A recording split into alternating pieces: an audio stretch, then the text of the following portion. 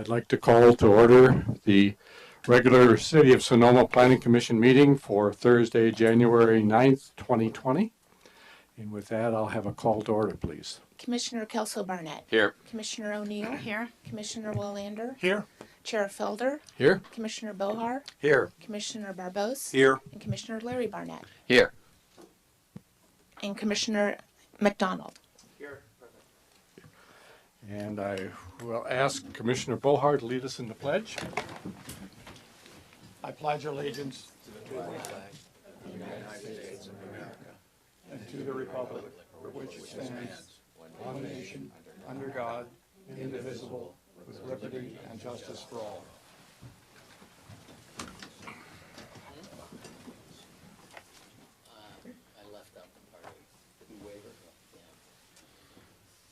So with that, just a couple of housekeeping items. Please turn off all your cell phones and other devices to silent mode so they don't disturb the meeting. No new items will be heard by the Planning Commission after 10 p.m. unless the Commission by majority vote specifically decides to continue reviewing items. If we don't hear an item due to the length of the meeting, we will attempt to schedule a special meeting in the following week. Any decision reached by the Planning Commission tonight may be appealed to the City Council. It must be filed with City Clerk within 15 calendar days following the Planning Commission decision. There are no items on consent calendar, so we don't have to deal with that one. And now we will be hearing comments from the public on items not appearing on the agenda. It's recommended that you keep your comments to 3 minutes or less. And under state law, matters presented under this item cannot be discussed or acted upon by the Planning Commission at this time. For items appearing on the agenda, the public will be invited to make comments at the time the item comes up for Commission consideration. Upon being acknowledged by the chair, please step to this podium, speak into the microphone, begin by stating and spelling your name. And with that, Fred. Hi, my name is Fred Allebach, F-R-E-D. Fred, I don't think the microphone's on. Test. I need my time back.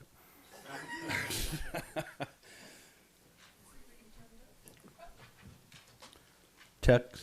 Yes, we're on. Good job, Mindy. Okay. My name is Fred Allebach, Fred, A-L-L-E-B-A-C-H, 19550 8th Street East. And I'm here as a member of the Sonoma Valley Housing Group to encourage the Planning Commission to push the ball uphill on city housing issues. I believe that it's within your ability to, at the end of this meeting, someone make a motion to put, for example, reviewing the city codes of ways that can make affordable housing easier in the city. Someone could make a motion to put that on the next agenda, and then if you agreed on it, that would be on the next agenda, and you'd start pushing the ball uphill for staff to say that the Planning Commission would like to prioritize affordable housing in the city and not wait for this and that. This is a serious issue, and it's really affecting people's lives. It's known in the Bay Area to be a serious problem, and in Sonoma Valley. And I realize that the city has a lot of things to do, but you know, someone's project or an appeal of this or that is not necessarily as important as getting the city's stance right on affordable housing and getting it working. So I would just encourage the Planning Commission to take whatever opportunities you could to do what's known as pushing the ball uphill to staff and put a little pressure on staff. And the squeaky wheel definitely gets the oil. People who make noise, they get attention. And so if the commission itself would start to do that, I think that would be a signal for the city that, you know, this is something that we need to move up on the agenda a little more. So I would hope that, or at least I'm sending a message to staff that hopefully this review of the code and different things that the city could do to make affordable housing easier to get done, that can be put on the agenda sooner rather than later. So that's my message, and I'll spot a minute to somebody else. Thank you. Thank you, Fred. Anyone else care to have public comment?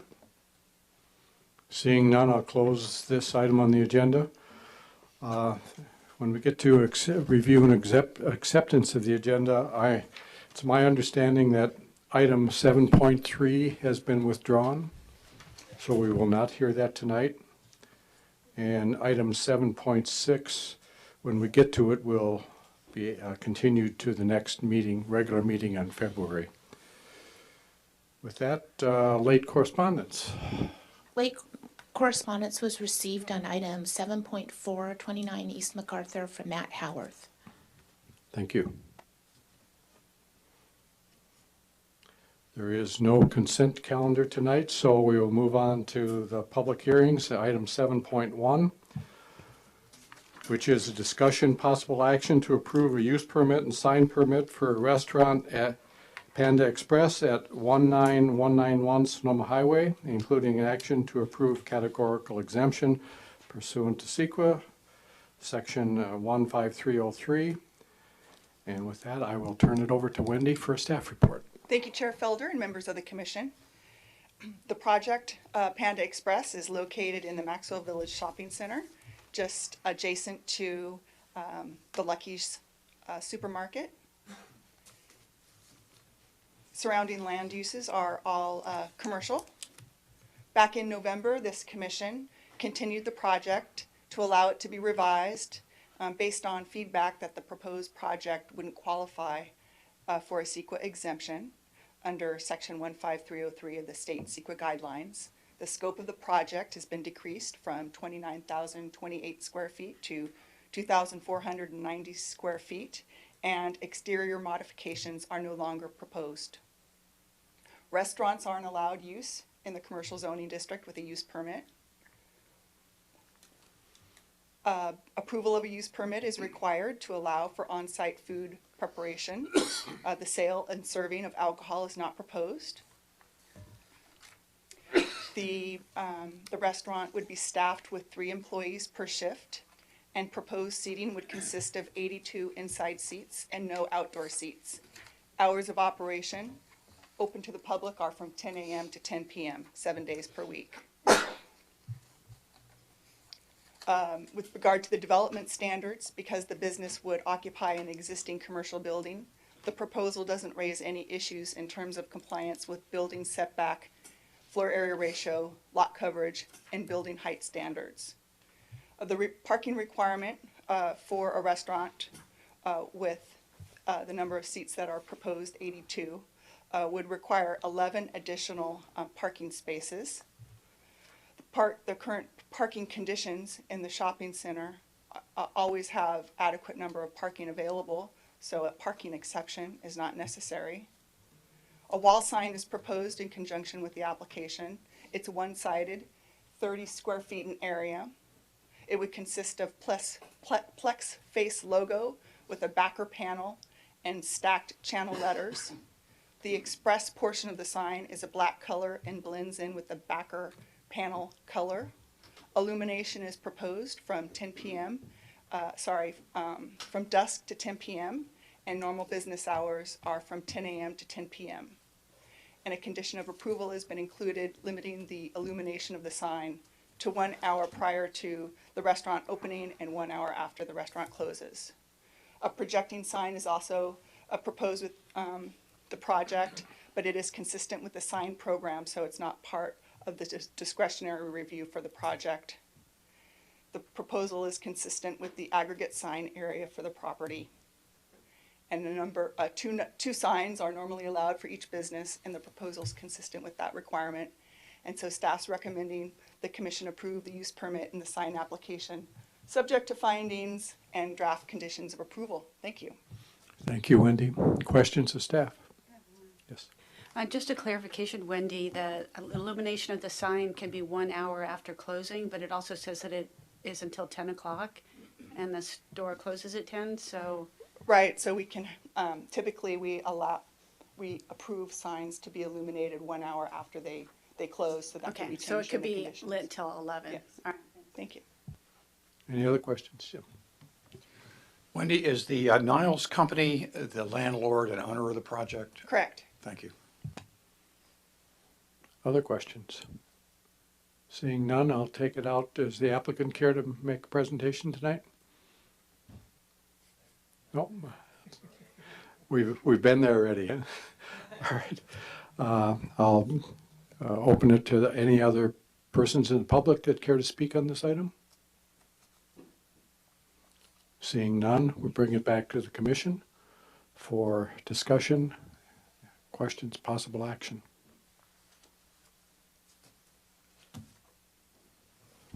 Commissioner It Barnett. seems to me that they have overcome the concerns that we raised at the last meeting. And accordingly, I would make a motion to approve the use permit and the proposed signs. And does that include a resolution? Yes. Okay. Second. If there's no further discussion, a roll call vote, please. I have Oh, one we have it. We have a further discussion.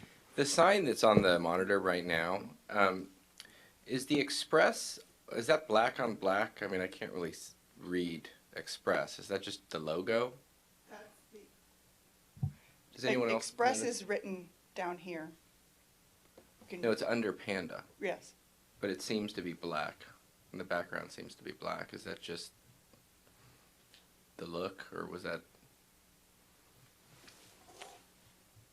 We can ask if you were wanting to ask the applicant that, we could reopen the public hearing.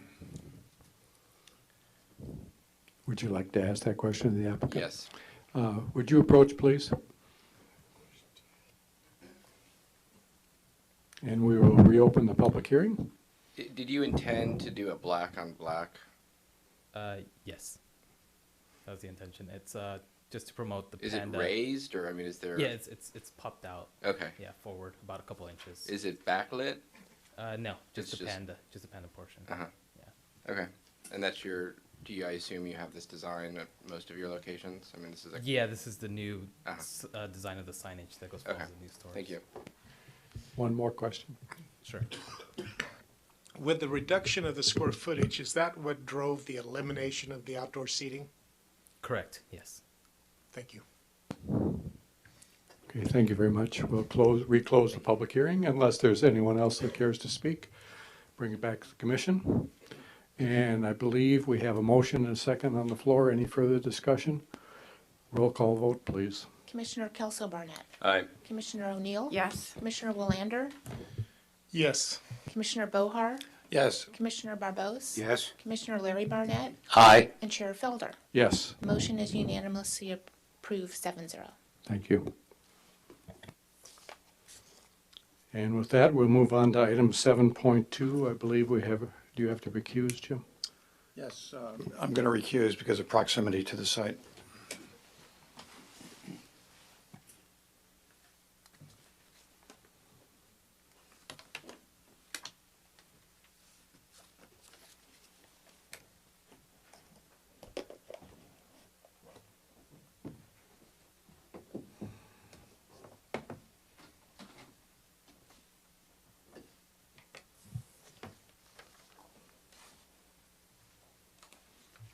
So that brings us to item 7.2, which is discussion and possible action on regarding a temporary use permit application by Jeff Zappelli to allow a temporary tent on the property located at 380 First Street West, including action to approve categorical exemption for the CEQA guidelines. And with that, we'll have a staff report from Wendy, please. Thank you, Chair Felder and members of the commission. This property is located just up the street from us. Let's see, my presentation isn't cooperating here. Just a moment.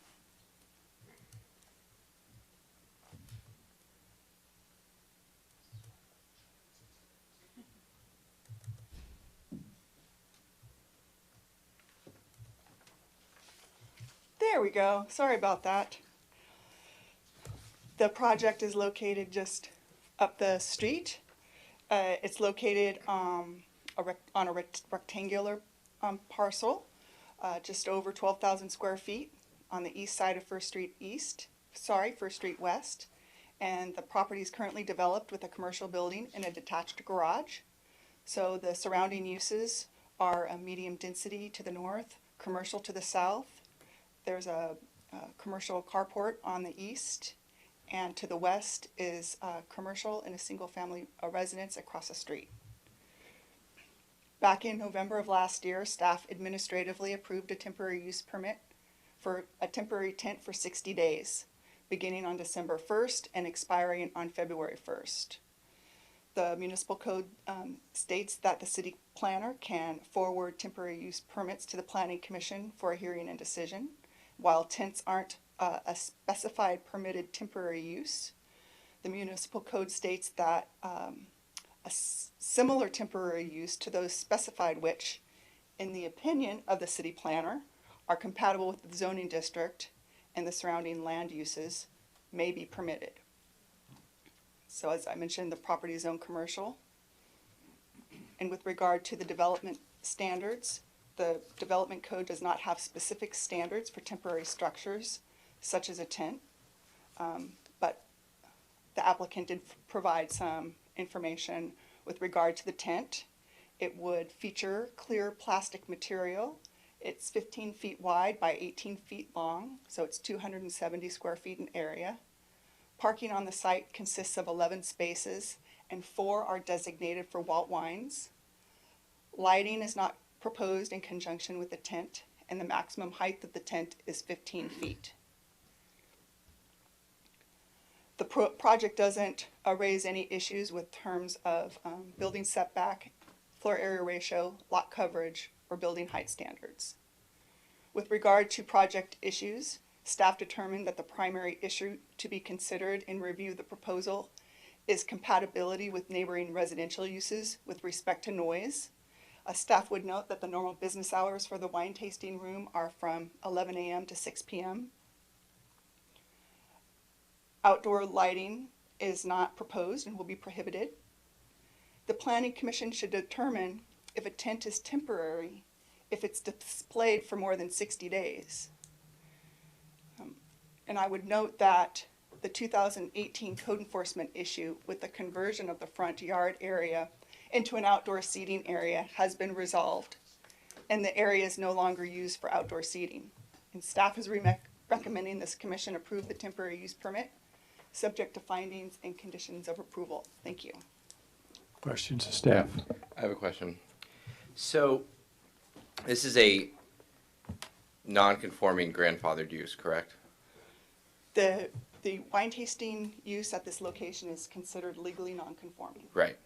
So what is the law, or from what I understand, you're not allowed to approve any permits on a legally non-conforming use. You have to at some point conform, and so we're not supposed to expand, or we're not supposed to issue permits on legally non-conforming sites. Right, that's correct, and staff does not consider a tent over an outdoor seating area and an expansion of the use.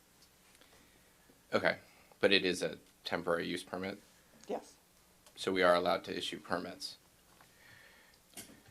Yeah, the municipal code specifies even that we can approve them administratively up to a year, and I know that's been the practice in the past. My interpretation of temporary uses is not going quite that long. That's why we administratively approved it for 60 days with discretion for longer periods of time to come to the commission to see if it really fits within the use and the spirit of what's going on within the neighborhood. Okay, thank you. Does that answer your question? Because I'm not so sure if it addressed the non-conforming, legal non-conforming part of the For question. fear of practicing law without a license, we are of the opinion at the staff level that it's not an expansion of use in the sense that it's temporary. You can call it a temporary expansion of use. I don't feel comfortable saying that. But at the same time, it's not a permanent use. I'd be more concerned if it was something permanent. Okay, thank you. Commissioner Barnett. I've got a question about parking. What are the attendant parking regulations or conditions set on tasting rooms of this type occupying commercial parcels in this zone? Sure, so the wine tasting regulations that were recently passed state that you need 1 parking space for each 300 square feet of floor area. Mm-hmm. And this project or this building on this property, 1,270? 270 square feet, you just mentioned. That's the tent, but the tasting room would, gosh, the applicant has the area of the building, but it would require 4 parking spaces under the current wine tasting regulations. Okay, and Here we go. the 300 square feet per parking space rings a bell for me. It's a standard that's applied to what? I've heard it Retail. referenced in other things. Retail? Retail. Okay, and I guess my concern is that I'm reading in this application, they have seats for 30 some odd people. Something just isn't lining up for me. And I'm unclear as to whether the issue of outdoor seating has a relationship to parking as it does, for example, in restaurant uses. Now, in a restaurant use, we've got an entirely different formula that we apply for parking, which has to do with the number of seats, which is, I believe, four seats for 1 parking space. If you applied that to this particular type of business, it would say you'd need roughly 9 parking spaces for something at this level of intensity of use. How is it that the tasting room, are all the tasting rooms essentially the parking requirements associated with square footage? They all are. Any new, what do we call them, wine tasting use permits would be subject to the ratio of 1 space for every 300 square feet. Okay, but what, and I guess this is something that's beyond the purview specifically of this agenda item, but it seems to me that it might be worth examining this standard given the fact that there appears to be a trend and tendency for certain sort of venues that have the space for the expansion of seating, if not the expansion of the physical operation itself, in an unlimited fashion. In other words, you could, in theory, have smaller chairs and tables and fit 48 seats in this operation, and it would still not impact anything on the parking. So where does logically a limitation kick in pertaining to the intensity of use of a property based on its actual use? The square footage to me is meaningless. One of the struggles we had in looking at our development code is that even 1 to 300 for retail seems a little bit odd or out of the world of normalcy.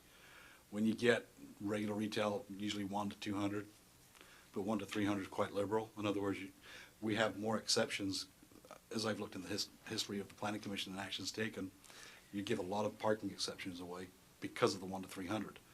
And when we were looking at the wine tasting use permit provisions, most of our discussions centered around the plaza, where you can't provide parking anyway. And so we have a lot of difficulty trying to figure out how to balance the 1 to 300. Most of the codes I've worked with, that's quite liberal. It's anywhere between 1 to 250, 1 to 200, 1 to 250 for retail. Restaurants are a different animal altogether. I would suggest we take a look at this during the development code updates. Okay, thank you. If this use permit is granted, for how long will this tent be authorized to be up? Until March 1st.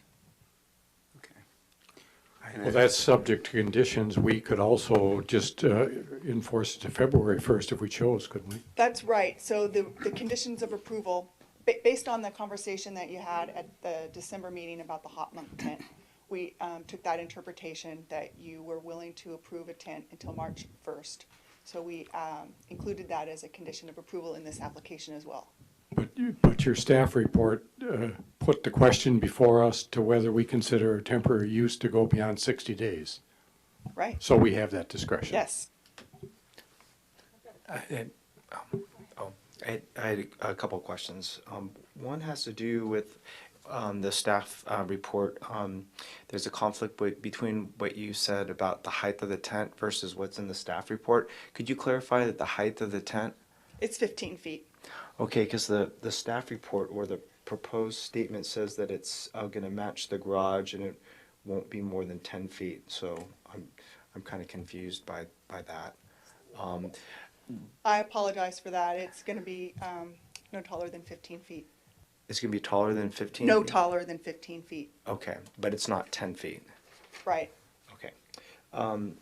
The other clarification has to do with lighting.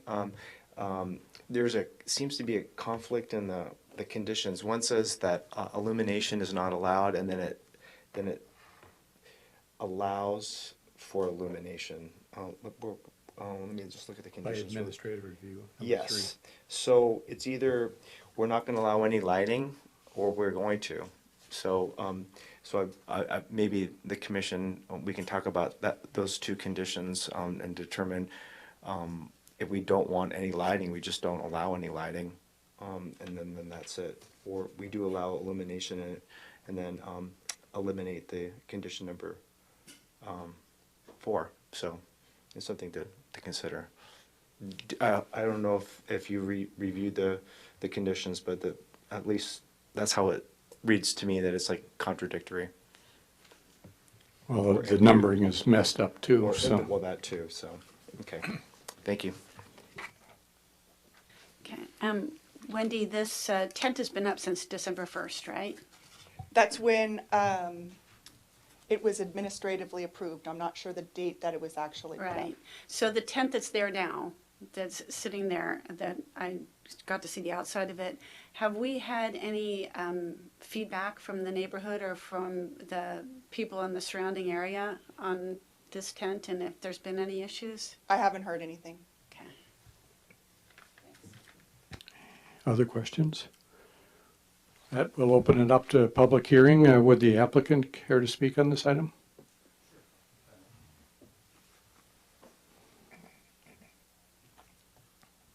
Apologize for being late today, by the way. Our dishwasher broke. So I'm the applicant. I'm Jeff Sapelli, the general manager for Walt Wines at 380 First Street, Sonoma. I just wanted to clear up one thing for the commissioner. We do not request lighting, so you're happy to put that in the conditions. We would comply, obviously. And we would, in our application, we're hoping for to extend this through March 31st. So we're asking for another 60 days from the commission. Thank you for having me today to discuss the temporary tent structure. A few notes on rain and seasonality. To the commission's credit, tents are becoming more prevalent in the past 3 years post-drought, as we've seen more seasonal rainfall. December through March is the rainfall months, and it's the heaviest days in the city of Sonoma. The past 3 years, Sonoma has seen an average of 35 inches of rain through those months, December through March. 73% of the rainfall months are December and March. November is actually growing. In the rainfall months, 33% of the rain days actually fall in those months, so meaning 10 to 12 days per month we see rain. In our facility, we do have a patio, and so that is actually how, in order to sustain a year-round staff and avoid seasonal employment, the tent does allow the tasting room to maintain a better level of service to our guests and a less seasonal revenue to the business. Keeping the business in the winter months remains a challenge, even with the tent, but it offers us some flexibility when inclement weather strikes. In our case, we can cover 2 tables with the tent. The tent is a 15 by 15 tent, as Wendy mentioned, and 15 feet height. So think about a large soccer tent out on the field. That's kind of, if you were to see it, that's about as big as it is. We intended the tent structure to be away from the street, as it was both the best usable space in the tasting room, and also because we wanted to hide it. It is not the prettiest structure we can build, but the clear tent is far more attractive than a solid version, and it reduces the impact visually on the site. So that's why we chose that. The tent is provided by a local company, Bright Rentals, and they filed the fire permit with the county fire department. It should be noted that the tent is so small that the fire department did not actually issue a permit because it's too small. It's outside the boundary of the regulation. We thought that was funny. Even so, the rental company has followed all the fire regulations to provide a safe space.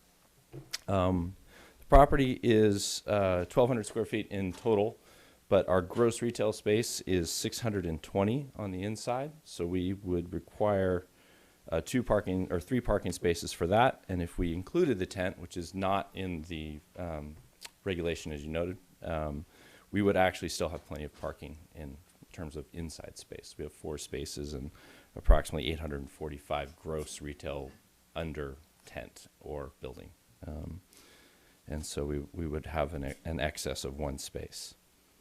And that's all I have. Thank you. Any questions for the applicant? Thank you. Whoops. Yes. Is there heat in the tent?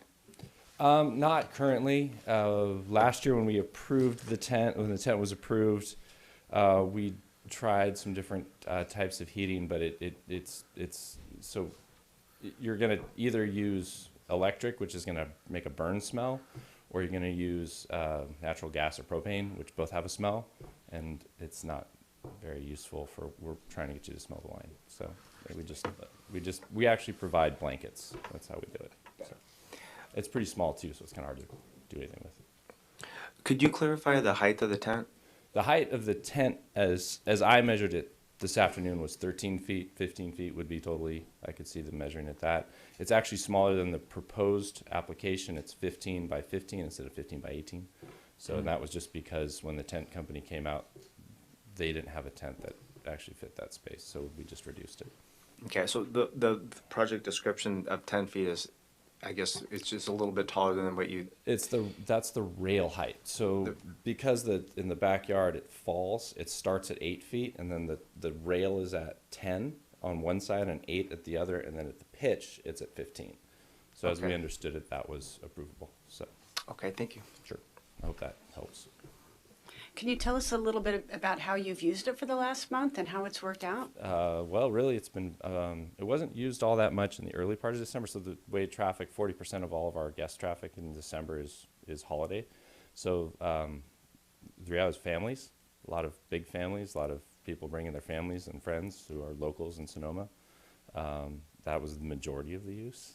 We actually got away with it over Christmas, not needing to use it as much because we had pretty seasonal good weather. But early in the month, it was used, and we just seat people out there with blankets. So until about 4 o'clock, and then we have to move everyone inside. So.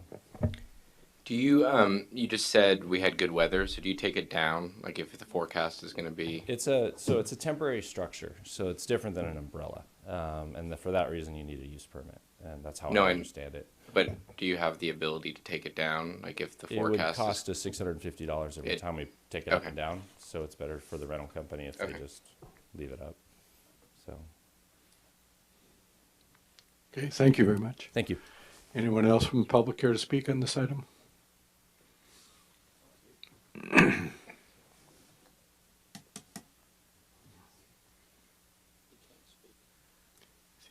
As a neighbor. Good evening, Commissioners. I'm Jim Bohar. I'm a neighbor of the whole project. I live at 299 First Street West. It's about 5 lots to the north on the other side of the street. These plastic tents must be organic. With recent rains, they're sprouting like mushrooms. Perhaps they're emanating from the spores of the Hopmonk project. Wildflower, Roche, Walt. I think the tent has an impact on the integrity of my residential neighborhood. It appears that you, the Commission, are being placed in an awkward position to confirm and extend a city-issued permit that has already been executed by the applicant. Tents are not even mentioned in the regulations, of course, temporary permits. They've been called, in this case, similar structures. As well, it states that this tent is compatible with the surroundings in the staff report. While it's true only a portion of this tent shows to the street, part of it is visible. Many would say that a plastic tent is really an eyesore. I should also mention that the aforementioned previous application for front yard seating, which was withdrawn, the residual from that still remains on the site. They took out the lawn on the left side, and they added some very high black planters, which are still there, even though the seating, which was never approved, was taken away. So I'd like to suggest that there's a cumulative impact of these issues in addition to the tent, that take away from the residential theme of the place, which is certainly appropriate across the street at Auteur, but this one I think is more of an exception to the neighborhood. Perhaps what really should be done here is to have a moratorium on tents while a full policy is developed, rather than going through the process that's happening right now. The plastic tent is not in keeping with the residential and historic theme of my street. There are 8 or 9 historic buildings on that street. A tent makes outdoor seating, which is supposed to be seasonal, like indoor seating, but it escapes the parking requirement on an already very crowded street. Street's full by midday with employees from hotels and restaurants in the area, making it difficult for guests and residents to park in front of their houses. I think I'd also like to suggest, given the legal non-conforming use, which doesn't allow expansions, but it also doesn't allow increase in intensity, since the tent essentially gives Jim, you'll have to wind it up. Your time is up. year-round use, that would not be in keeping with the non-conforming legal use. Thank you. Thank you. Anyone else care to speak?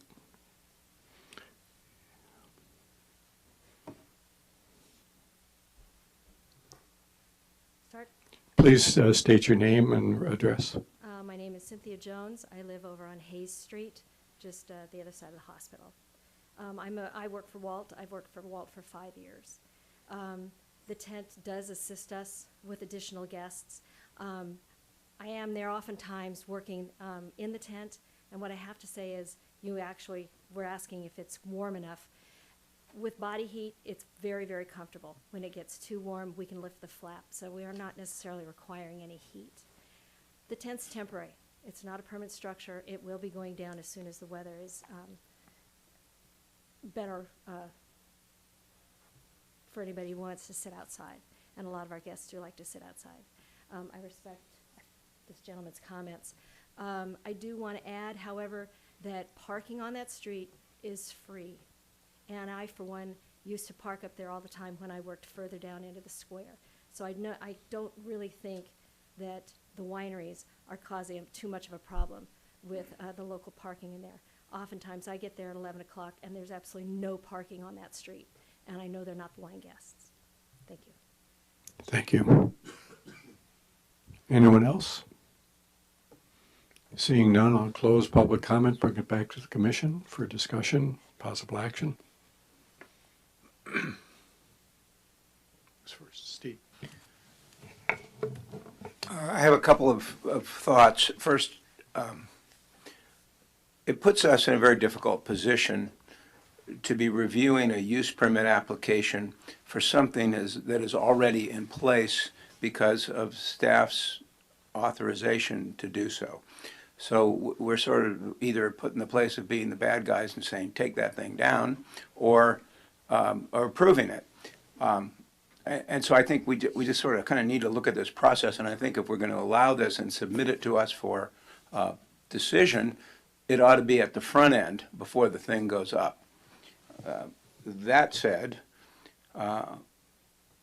this tent, to me, is the least objectionable from an aesthetic point of view of any of the tents that we've talked about. I mean, it is barely visible from the street. I went over and looked at it, walked around, and so from that standpoint, I don't have an objection, given that it's already up and they're already using it.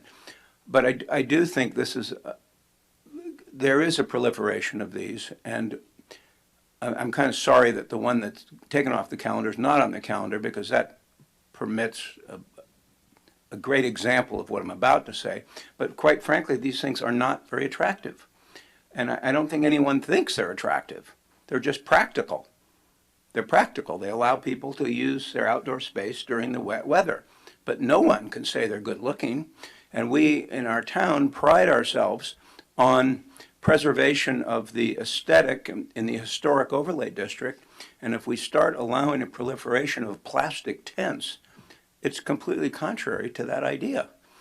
I mean, design review ought to be passing judgment on what these look like or what the parameters of them are. And so we're kind of putting the decision-making at the wrong end of this process. So I realize we're sort of mid-year and there's a number of them out there, but I think we ought to, as part of the review of our development code and a myriad of other things, really look at this and develop some aesthetic objective standards. I understand the new regulations or mandates that are coming down from the state requiring objective standards, but we really need some standards for these if we're going to allow them, and I think they deserve a fuller discussion of the aesthetics, the impact on the historic district, where they're going to be allowed, and so forth. All that, unless we're prepared to, I would not be inclined to make them take it down. I just don't like the situation we're in. I don't like this with this project. I don't like the situation we're in, period, with any of these things, because my personal view is that they don't belong. But there ought to be a more aesthetic, attractive structure that provides cover from the rain. I mean, you see a lot of nice awnings with actual architectural integrity and roofs, and that people can sit underneath, which would enhance rather than detract from the aesthetics of the property. So notwithstanding all my negative comments, I'm prepared to support a use permit for this project until March. Yeah, Mr. Chair, if I can just address some of Commissioner Barbossa's comments. Yep.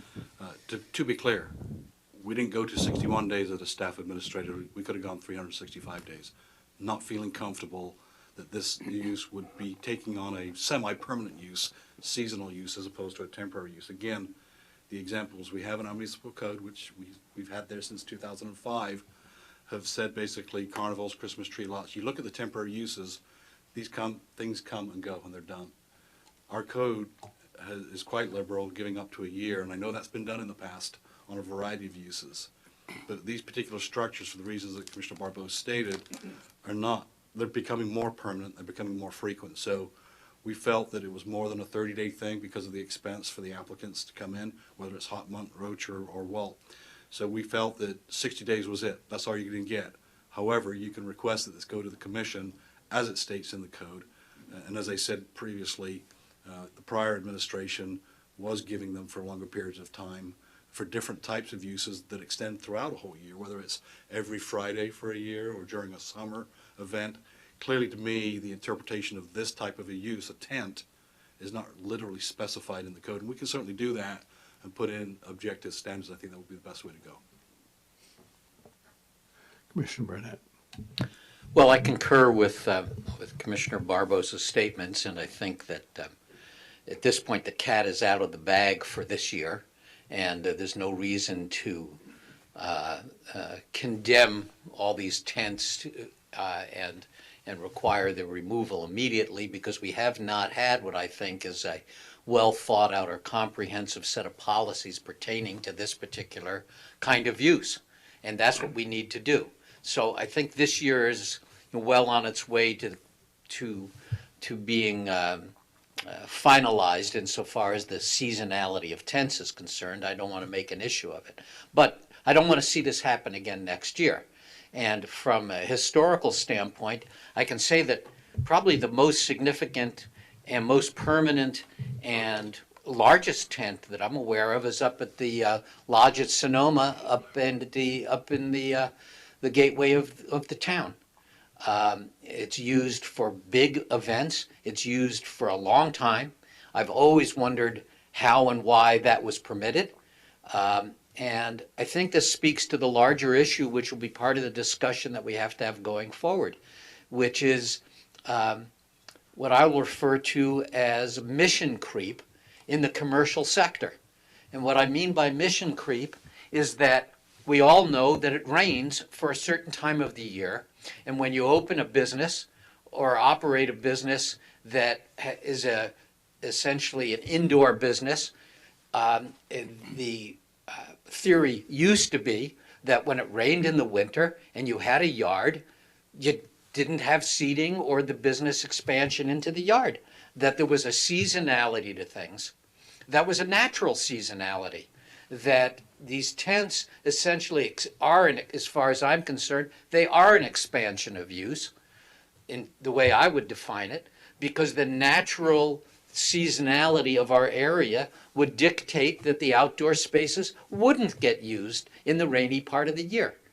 I owned a business downtown for 13 years, a bed and breakfast, and from late January into late December into January and February, it was the slow season. And we knew it was the slow season, and we adjusted our budget for the year to make sure that we had money set aside for the employees during the slow season so we didn't lay them off. We did a lot of painting and we did a lot of renovation, and we did all the work that you try to catch up on during the year when you're busy during those slow months, and it was part of our business plan. And somehow or other, this notion of mission creep has included that every business is somehow entitled to be year-round to its maximum capacity. I liked it when it was slow in Sonoma in the winter. Sometimes, you know, it was a pleasure to just operate at a slower pace and enjoy the small town character that included a slow rainy season. I liked it. And I understand it puts pressures on businesses, but businesses, to my way of thinking, have to have a business plan that accommodates a slow season. And that's just the reality of the way things are in the world, unless you begin to use outdoor spaces as an expansion of your indoor service. I mean, I know this will be an absurd example, but is it okay to put overnight cots in a tent? Is it okay to begin to use tents as actual accommodations? Can the tent at the lodge at Sonoma be rented out for an overnight party? I mean, where does the mission creep end, is my point. And I think that in our discussion about tents, we have to take a look at the reality of the pressures that businesses are always going to place on the city to expand the use in one way or another. Anyone else? I just want to echo what Commissioner Barbeau said. I'm not inclined to take any of these tents down, but this, you know, just to reiterate, this cannot happen again. And so when we focus on the development code, hopefully this year, we need to obviously focus on that as well and come up with some sort of policy or, you know, idea for what we're going to do with these tents. There's a new tent in front of Sunflower, like right on the plaza. There's a tent at Murphy's. I mean, they're just sprouting up everywhere. And so perhaps they think it's okay because you drive down Broadway and there's a tent larger than the building at Hopmonk. And so hopefully we can avoid this in the future, but I would be inclined to support this tonight. Anyone else? Sheila? First of all, I think you're really lucky that Hopmonk put up the ugliest tent in town, so by comparison, you guys are quite the beauty queen. Yeah, you know, the reason I asked Wendy about the feedback from the neighbors, because I think that being a good neighbor is the most important thing that you can do. And I think that the input, at least from one of the neighbors, from Jim Bohar, I think it's really important to reach out to your neighbors, to be involved in the neighborhood and make sure that they're giving you the input and feeling empowered and not like you're doing something to them. It is their neighborhood, they live there, that's their home. So I think that's really critical, especially in the historic overlay area. I think that's really critical. I do think that you've done as minimal impact with this tent as you could do. I like the way that it's not touching any of the trees. I like that it's all enclosed in that area. I think I'm impressed that you can fit 36 people in there, but they must like each other. I do think that not having heat is my preference because it's meant to be an outdoor area. And if people are outdoors and they can curl up in a blanket, don't take on the cumbersome trouble and bulky operation of heat in that area. I think it's a really bad idea. I do think that Commissioner Larry Barnett is right that we have to plan for a quiet season. But I also think that this last couple of years have had an enormous impact on the businesses in Sonoma with the fires and the power outages. So I'm going to be in support of keeping this going through March 1st of this year. I do think that we need to, going forward, that as a city, we need to have a tent audit, find out what the population is in our tent city, and find out really how many of these are actually even permitted, temporary use permit or not, find out what's out there, and then we can start coming together with a plan as we go forward, so that we can deal with this new reality, because it is a new reality. It's popped up in the last year a lot. But I'm certainly going to be in support of this. I hope that you guys get to use it and take advantage of it, and maybe have a neighborhood party and invite your neighbors. Thank you. Can I just add one more thing? You said March 1st. I believe they requested March 31st. But I think Wendy had put in there March 1st. Right now, the conditions call for March 1st. Okay, It's up 'cause to us, though. I personally have no problem until March 31st. I mean, if we're going to keep it until March 1st, Average rainfall in March is what, about 4 or 5 inches? 36 inches. In March. March? That's the total for the season. Yeah, I think in March, I looked it up earlier, I think it was around 4 inches. I'd be okay with March 31st too. No, it's between 8 and 11 inches in March. It's March and December are reduced months. Okay. Do you want to comment? Which backs up my point. So, I wouldn't have a problem with that. Yeah, Mr. Chair, if I can, going to the code, I don't know how to get this up on a pad, but if you have the ability to go to 19.54.030, I'd like to just take a couple of minutes just to go through this because it addresses the things that you're talking about and what we're trying to what we are struggling with as a staff. So it's 19.54.030. Talks about temporary uses, talks about the purpose and then the types of temporary uses that are permitted. Number one, construction yards, and we know what they are. Seasonal sales lots and activities like a Christmas tree sales lot. Third one is festivals on private property, carnivals, circuses, and the like, ethnic celebrations, temporary offices and work trailers, special events for rental or other uses of property by third parties, weddings, receptions, etc. Similar temporary uses that are like those specified above, but in the opinion of the planner, are compatible with the zoning district and surrounding land uses. Trial use is number 7. So the commission has the discretion to approve a temporary use permit on a trial basis. And then it gets down into the fact that they can be approved for a year. And so these are some of the moving parts. And you can see some other temporary uses that are regulated elsewhere in the municipal code, filmings and uses of city parks and playing fields and parades. So you actually have a relief valve in there on the trial, but clearly I'm pretty happy that we're even here tonight having this discussion because upon my arrival we were not having any review of some of the tents. They were going up without the fire guys going over there, and we were coming in long after the fact. And so Wendy and the staff have created these provisions where we can at least get our ability to get these people to come knock on our door for a permit. And with it being such a seasonal thing, we thought this was the opportune time to bring it to commission to have that discussion. I'd like to believe that we could actually have the development code updates before the end of the year, before the next rainy season comes upon us. And I'll be talking about that a little bit later on tonight. Thank you. Cool.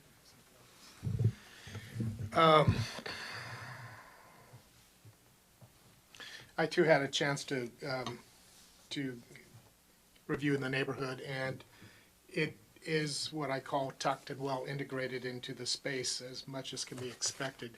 There were a couple minor discrepancies in the project narrative, and that is, to the best of my knowledge, your wall height's 10 feet on the tent and your fence height is 6'8", so it's not equal. And the ridge height on your garage is 11 foot, and the height of your tent is, you said 15. So the good news is you really can't see it, and so I applaud you for that.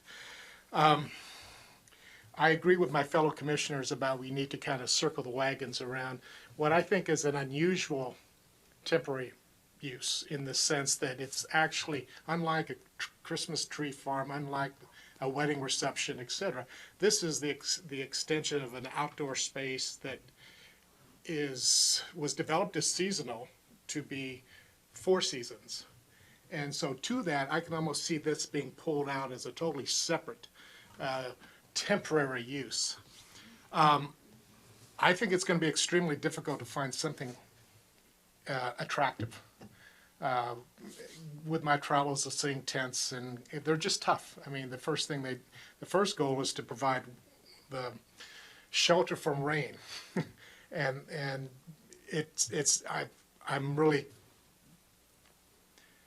think we're going to be challenged to find beauty, to create a beauty contest for tents and find something that we think are really going to be beautiful.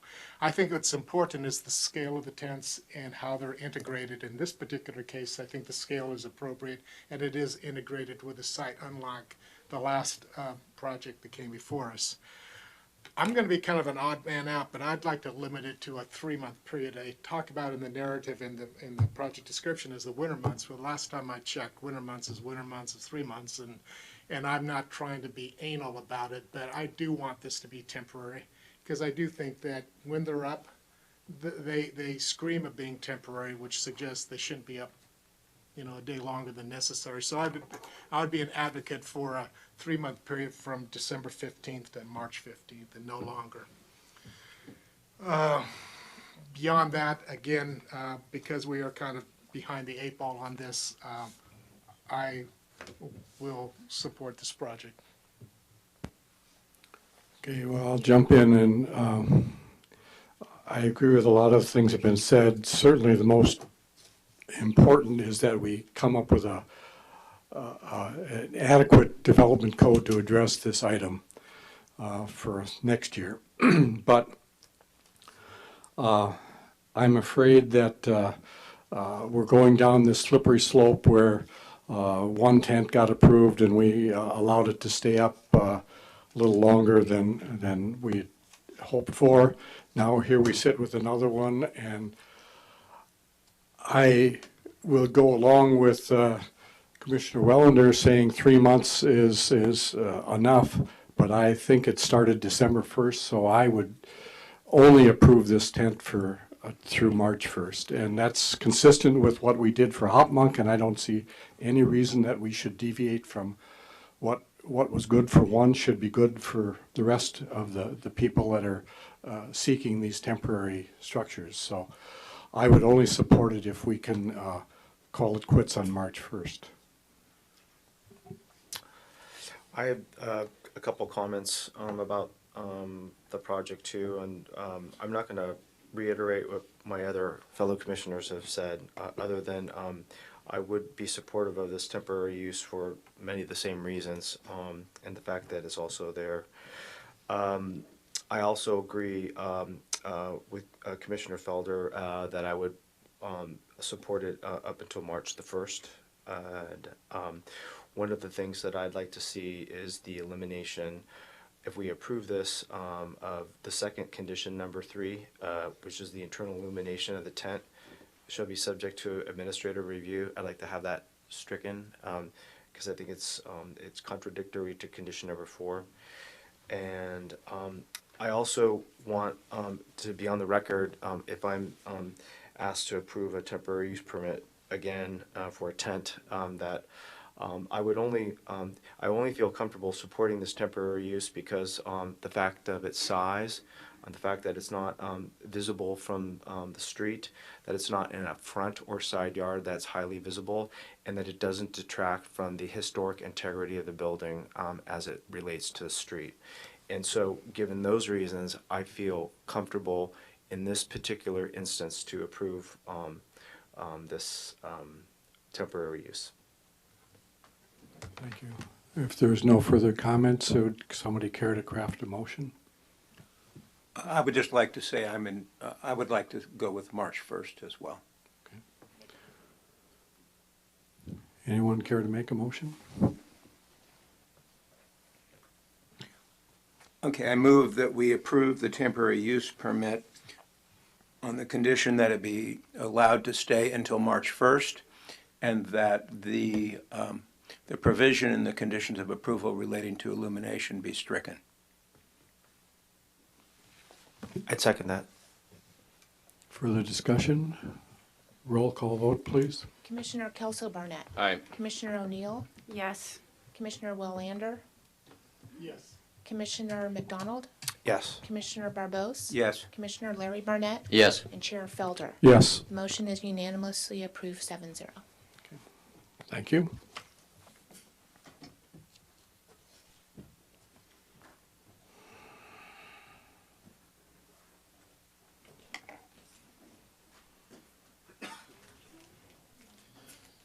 You know, we're gonna have an awful lot to update on the development code. It sure seems like it's going at a snail's pace in terms of the staff.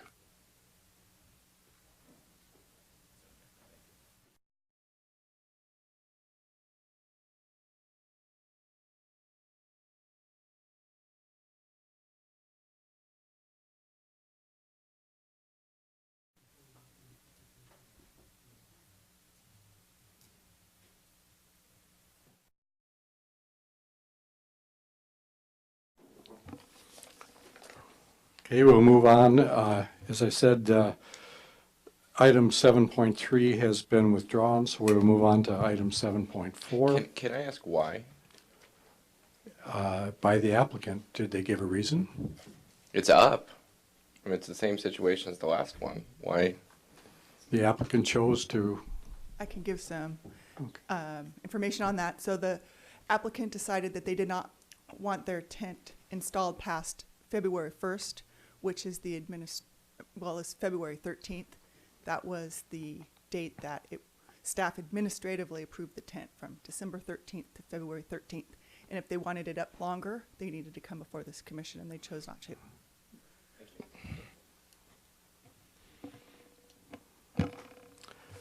okay, with that, we'll move on to item 7.4. It's the consideration, discussion, possible action to approve a use permit and design review application by Michael Ross for 2 permanent generators at MacArthur Place Hotel and Spa located at 29 East MacArthur Street, including action to approve a categorical exemption to CEQA. And with that, we'll get a staff report from Christina. Thank you so much.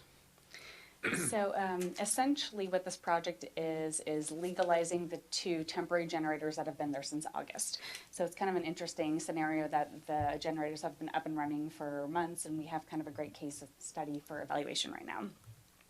So the project site is at MacArthur Place, which is a 5.1 acre site bordered by Broadway to the west, East MacArthur Street to the north, and Nathanson Creek to the east.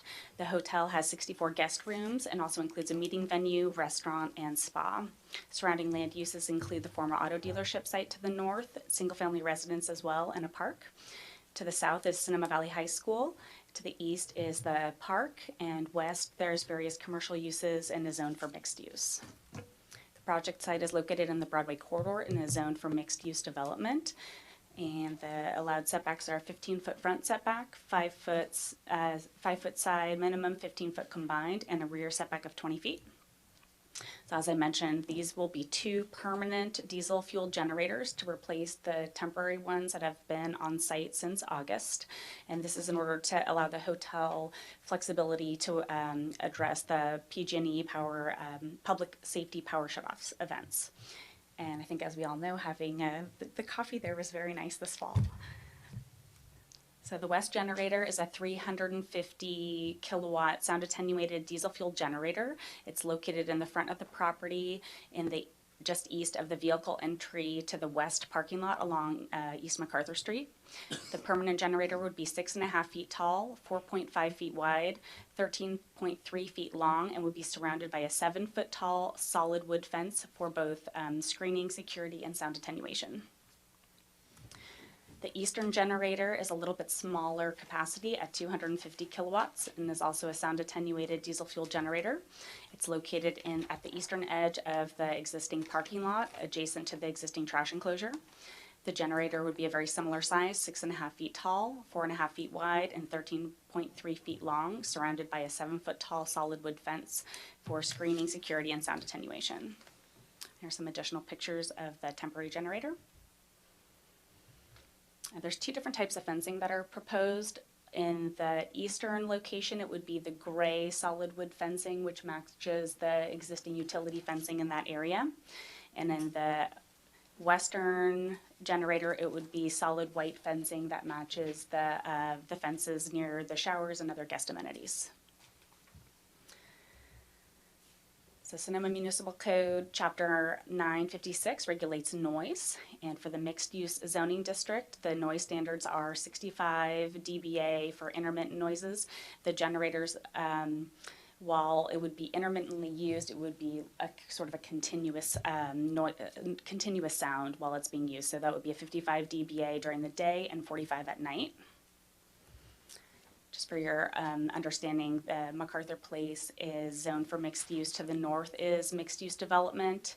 The green is the park, which is a storm detention facility, which is my understanding. And then the white is low density residential. The green to the right is the park. The purple to the south is the high school. So the applicant provided a noise report. The noise for both of the generators is the same. They'd both generate 72 dBA at 23 feet. The solid wood fencing would reduce the noise level by 7 dBA. With the noise attenuation from the fencing, the western generator would result in 57 dBA at the nearest residence, which exceeds the daytime standard by 2 dBA, and the nighttime standard by 12. The eastern generator would result in 56 dBA, which meets the daytime standard, but exceeds the nighttime standard by 1. There's several conditions of approval that have been recommended to address the issue with the resulting noise. The noise consultant recommended some additional potential measures. Right now, they haven't been fleshed out, but there's many different options, and staff is confident that there are several different ways that can reduce the noise to meet the code. So one of the conditions of approval is that the generators must comply with our noise regulations, and the applicant shall retain a qualified acoustical consultant to design and implement noise attenuation measures to ensure noise produced from the generators complies with code. If needed, additional fence height up to 10 feet would be approvable by the planning director. After installation of the generators and the fencing and associated noise attenuation measures, the applicant shall submit a noise report demonstrating compliance with the code. Additionally, we have some measures included to address potential spills from the generator, and these measures have been reviewed by the Department of Public Works and our creek coordinator. And so there's a few changes in these conditions of approval from what were in your packet from Chris Pegg. So the generator enclosure shall include secondary containment to prevent fuel spills, subject to review and approval by the city engineer. Secondary containment shall be constructed of materials of sufficient thickness, density, and composition so as not to be structurally weakened as a result of contact with the fuel stored and capable of containing diesel discharged fuel for a period of time sufficient to allow recovery of discharged fuel. The secondary containment volume shall be a minimum of 110% of the primary containment volume. Also, the applicant shall prepare a fuel spill prevention and control plan, subject to the review and approval of the city engineer. The plan shall outline best management practices for operations and refueling to prevent spill and measures for responding to accidental spills. We're subject to potential vehicle impacts, such as near parking areas. The generator enclosure shall include guard posts of other approved means to protect fuel piping, valves, fittings, tanks, and from vehicular damage. Staff also reached out to Sonoma County Hazardous Materials Division, the US EPA, and the Regional Water Quality Control Board to see if there were any other requirements from those agencies. And the only requirements that there are for generators in the specific location for the creek, there's nothing related to the creek. The only requirement is that the applicant would need to get a permit from the county. So this project went before the Design Review and Historic Preservation last month for review of the design and site plan. There was general support for the generators. The commission did recommend a location for the generators to be outside the creek setback for the eastern generator, which was investigated by the applicant, and I'll leave it to them to speak to that tonight. There was support for the proposed fencing and the materials, and support for the landscaping plan to just match the existing landscape program. The Design Review and Historic Preservation Commission expressed a lot of support for the general project and a lot of confidence that the design team would have the proposed landscaping be in keeping with the existing program.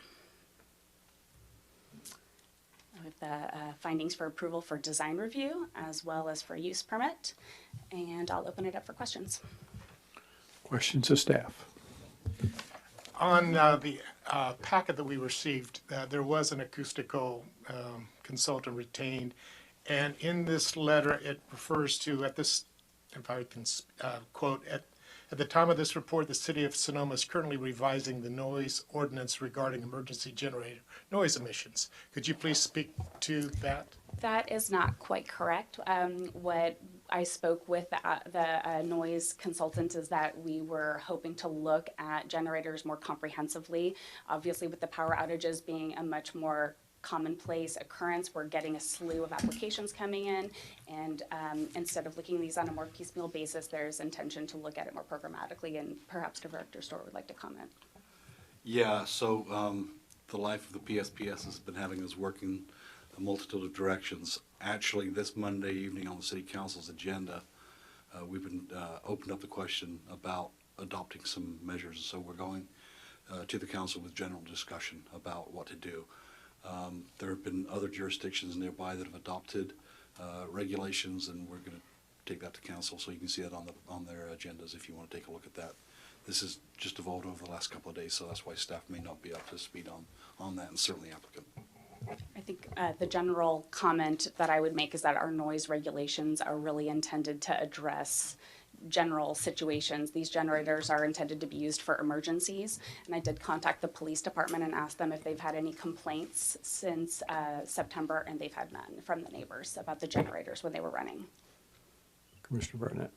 I have a couple questions. If I remember correctly, MacArthur Place lost power during the first PSPS, but never again.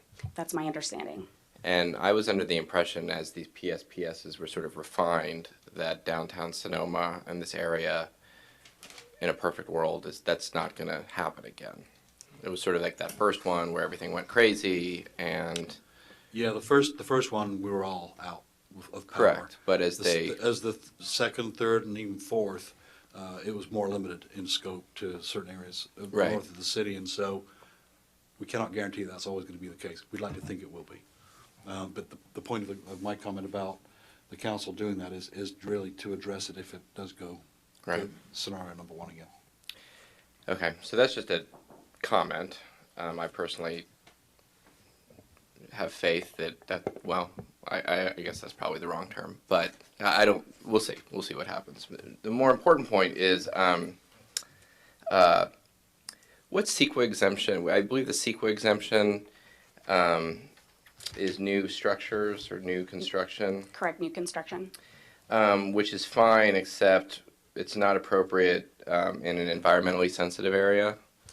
Correct, there is an exception to the exemption for sensitive areas. This generator location is in a parking lot. It is near the creek, and I'm confident with the conditions of approval that the project is not going to propose. So even though it's within our municipal code, creek setback, you don't consider that to be environmentally sensitive? The code setback is kind of a black and white line, and you have to interpret judgment as to whether or not there's a risk.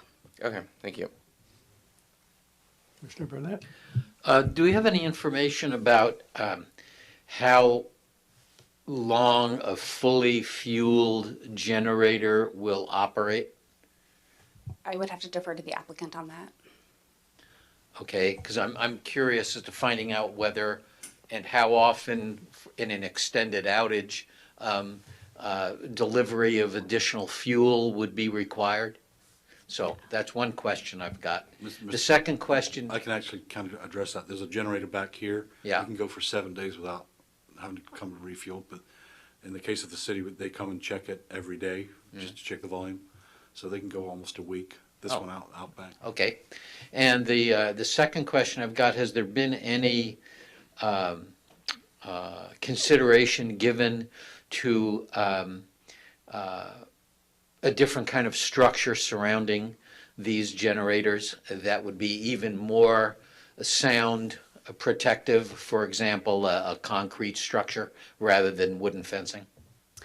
I think that's a great question for the applicant. We haven't discussed that specifically. Everything has been, our discussions have been revolving around solid wood fencing. Okay, thank you. And if I can just address that one too, in some cases I've seen where they double wall and put things in between those two spaces as well. Certainly the applicant can talk about the need for the distance of the wall away from the generator. The concern that we have in our code is that these are measurements to be taken at their property line. So what they do inside their property doesn't really matter. What really matters to the city is that they don't put those decibel noise numbers beyond their property line to affect somebody else. So in the conditions Christine, I think, put together there's confidence at staff level that 7 feet will do it. Now what they do between the generator and that wall that's going to go to 7 feet, we've got a provision in there, I think, where we allow discretion to be made to go higher to 10 feet, I think. And then certainly we can all have discussions with the architect here, see if there's any other baffling that they can do. Sometimes I've seen those wood fences backed with particle board and the thickness, being 2 or 3 sheets of 3/4 inch. A lot of things can be done. Distance is the greatest thing, though. Yeah, I spoke with the acoustical consultant and asked them that same question, and there's a bunch of different techniques that they could use. There's foam, there's additional thicknesses. They did recommend specific thickness for the wood itself, but they're, you're not really going to know until everything has been installed, and then they're going to take the noise measurements, so there might need to be some tweaks. So the conditions of approval allow for some flexibility for staff to work with the applicant on that.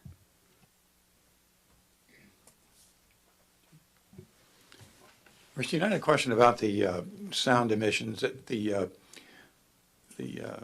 emission regulations in the report seem to suggest that they are taken at the place of origin of the sounds rather than receiving end. And shouldn't we be more concerned about the noise that is received by the neighbors along the front street there? Shouldn't that be the point where we're measuring sound coming out of these devices?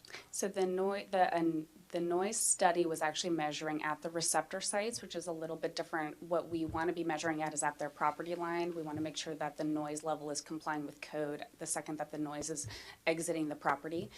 So there's a little bit of a discrepancy between what the noise report actually measured and what the city's going to be looking for. So you're saying they are taken at the place of the residence? The noise report measured at the residence is correct. Okay, and thank you. But it should be at the sidewalk. It should be at the sidewalk, correct. And that's the conditions of approval will be enforced for that. Other questions? Would the applicant care to speak on this item? I'd like to use the screen. Yep.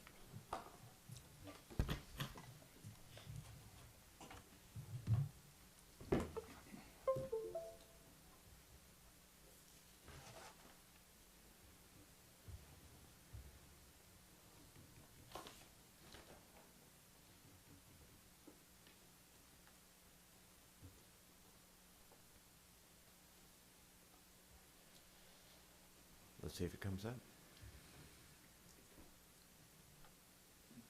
Great. Good evening. I'm Michael Ross, architect for MacArthur Place. PG&E is no longer a reliable source of power, and businesses like MacArthur Place install generators like this in order to ensure continuity of operations. And putting MacArthur Place into slightly longer context, 1 week after they closed escrow, the fires came and they had to evacuate the hotel. And after, this was in October of 2017, I believe, after that occurred, they opened up their doors and people actually had free rooms of people who were evacuating. And so it became very apparent to them that emergency preparedness is critical to the operations. And when the first big power shutoff occurred, arguably 200 people from town showed up because MacArthur Place had the foresight to install these temporary generators. And in that regard, MacArthur Place, at their cost, really provided a tremendous amount of community benefit. People were charging. There was a festive atmosphere, there was a sense of relief, and a lot of people from the community in the neighborhood were right there in the lobby using their facilities. What MacArthur Place wants to do now is permanently invest in that type of emergency preparedness infrastructure and place it in 2 locations. What you see up on the screen are actually 3 locations. And the east location with preferred spelled with an extra R, I see. That really means that's the preferred location. On the east side is the one in question about creekside setback, and I'll speak to that in a moment. And then on the west side, the west backup generator location is shown in the photograph that Christina placed. The reason for all those red dots is because of their adjacency to the main points of connection from PG&E. There's two big meter mains on this property. The campus is split in two, and locating these generators near those points is very important. The Creekside location was selected during the temporary generator installation because it was out of the way of the construction activity that was taking place, and it was in a long-established paved area next to the creek. It turns out, excuse me, it turns out it was within the creekside setback, and the conductors are over there right now connected to it, so the investment has brought that right up to the edge of the creek, and I'm going to propose a alternate location right near there that is entirely outside of the creekside setback for your consideration. And here is the location in question, and what you see in front of the orange cones is parking space number 17. Parking space number 17 is 100% outside of the creekside setback. It's very near where these conductors terminate, and we now know that the creekside setback has been established by Adobe Associates, so I can say with confidence that parking space 17 is actually an alternative that we would like you to consider, that we could move it, place it on that space, put the containment around it per the conditions of approval, and it would be a win-win, what we believe, for the site, and also it would still comply with the findings of the acoustical engineer's report. Now, speaking to the type of generators, and Commissioner Barnett raises some really important questions. We chose diesel-powered generators because that is the industry standard for standby emergency power. Our firm, Ross Julius Kusenberry Architecture, designs many fire stations, public safety buildings, and I believe we've designed 10 emergency generator installations in the last year and a half. All of them were selected by their providers, fire departments, police departments, offices of emergency services, to be diesel powered. And the Essential Services Code of the building code states if you're going to be an essential facility like this one, you have to have a minimum of 72 hours. And so what we're proposing here is consistent sort of with the Essential Facility Code. It's a 72-hour runtime. And if you start running down, there's contracts with fuel suppliers who come and top it off. And typically, if there is a spill, highly unlikely that there would be a spill with one of these sophisticated units. It would be during the refueling, and it would be human error. Somebody just let it go. Okay. And so we agree with creating the containment area around it. And so with that, I request your approval of the installation of these two units. If you look at the ambitions, the design ambitions and the implementation on the site, you know that MacArthur Place is going to do a good job. They will be designed to be consistent with the design of the facility and the neighborhood and the architecture, and certainly we want that as well. And then, importantly, they want to be a good neighbor, and they do not want to disturb the neighbors, and importantly, they don't want to disturb their own guests.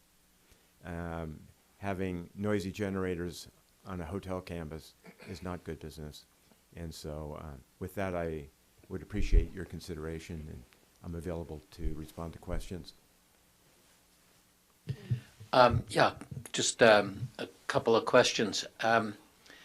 Has there been any study of, well, you've proposed an alternative location for the eastern generator. Correct. Which is closer to the building. And what that prompts for me as a question is its closer proximity to the large building siding actually going to create more bounced noise going east than the location in space number 17, which is further from the building? In other words, there's a reflective function of that building that's going to deflect sound, but it's a large building that it's up against, and I don't think there's any, it's pretty much a solid wall there, if I recall. So I'm expecting that you may get more sound the closer it is to the building.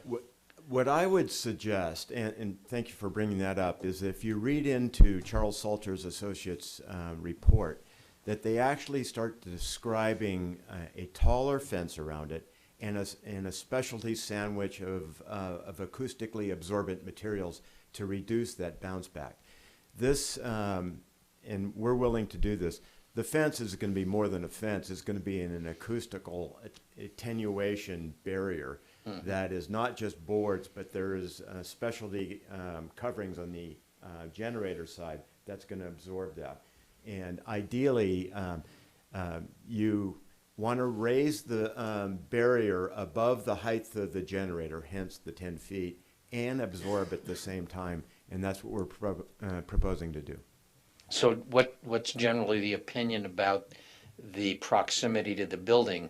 The closer to the building, does that require more noise attenuation than if it's more distant in space 17, for example? Space, we're moving at 20 feet, so it's virtually a non-issue. I see. Yeah. Okay, thanks. A couple of questions. First, is the power that these two generators would provide sufficient for all of the hotel's operations? 100%. 100%. And I'm sure many of us read the recent Valley of the Moon magazine article about power and power outages, and I was fascinated by the article in terms of the capability of people generating power with photovoltaic panels, which they could then store in battery packs for emergency battery purposes.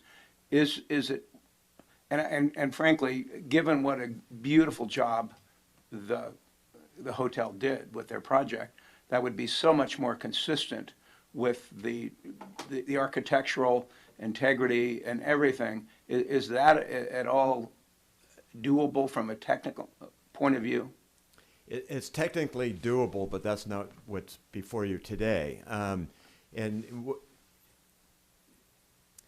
What we're seeing now is battery storage is the thing of the future, and particularly when you have large PV arrays.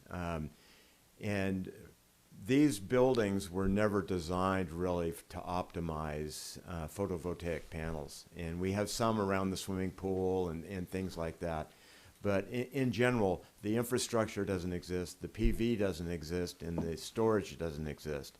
And so this would be a very costly engineering function. The code is just changing, as you know, the building code, and it's going to require PV panels in all residences.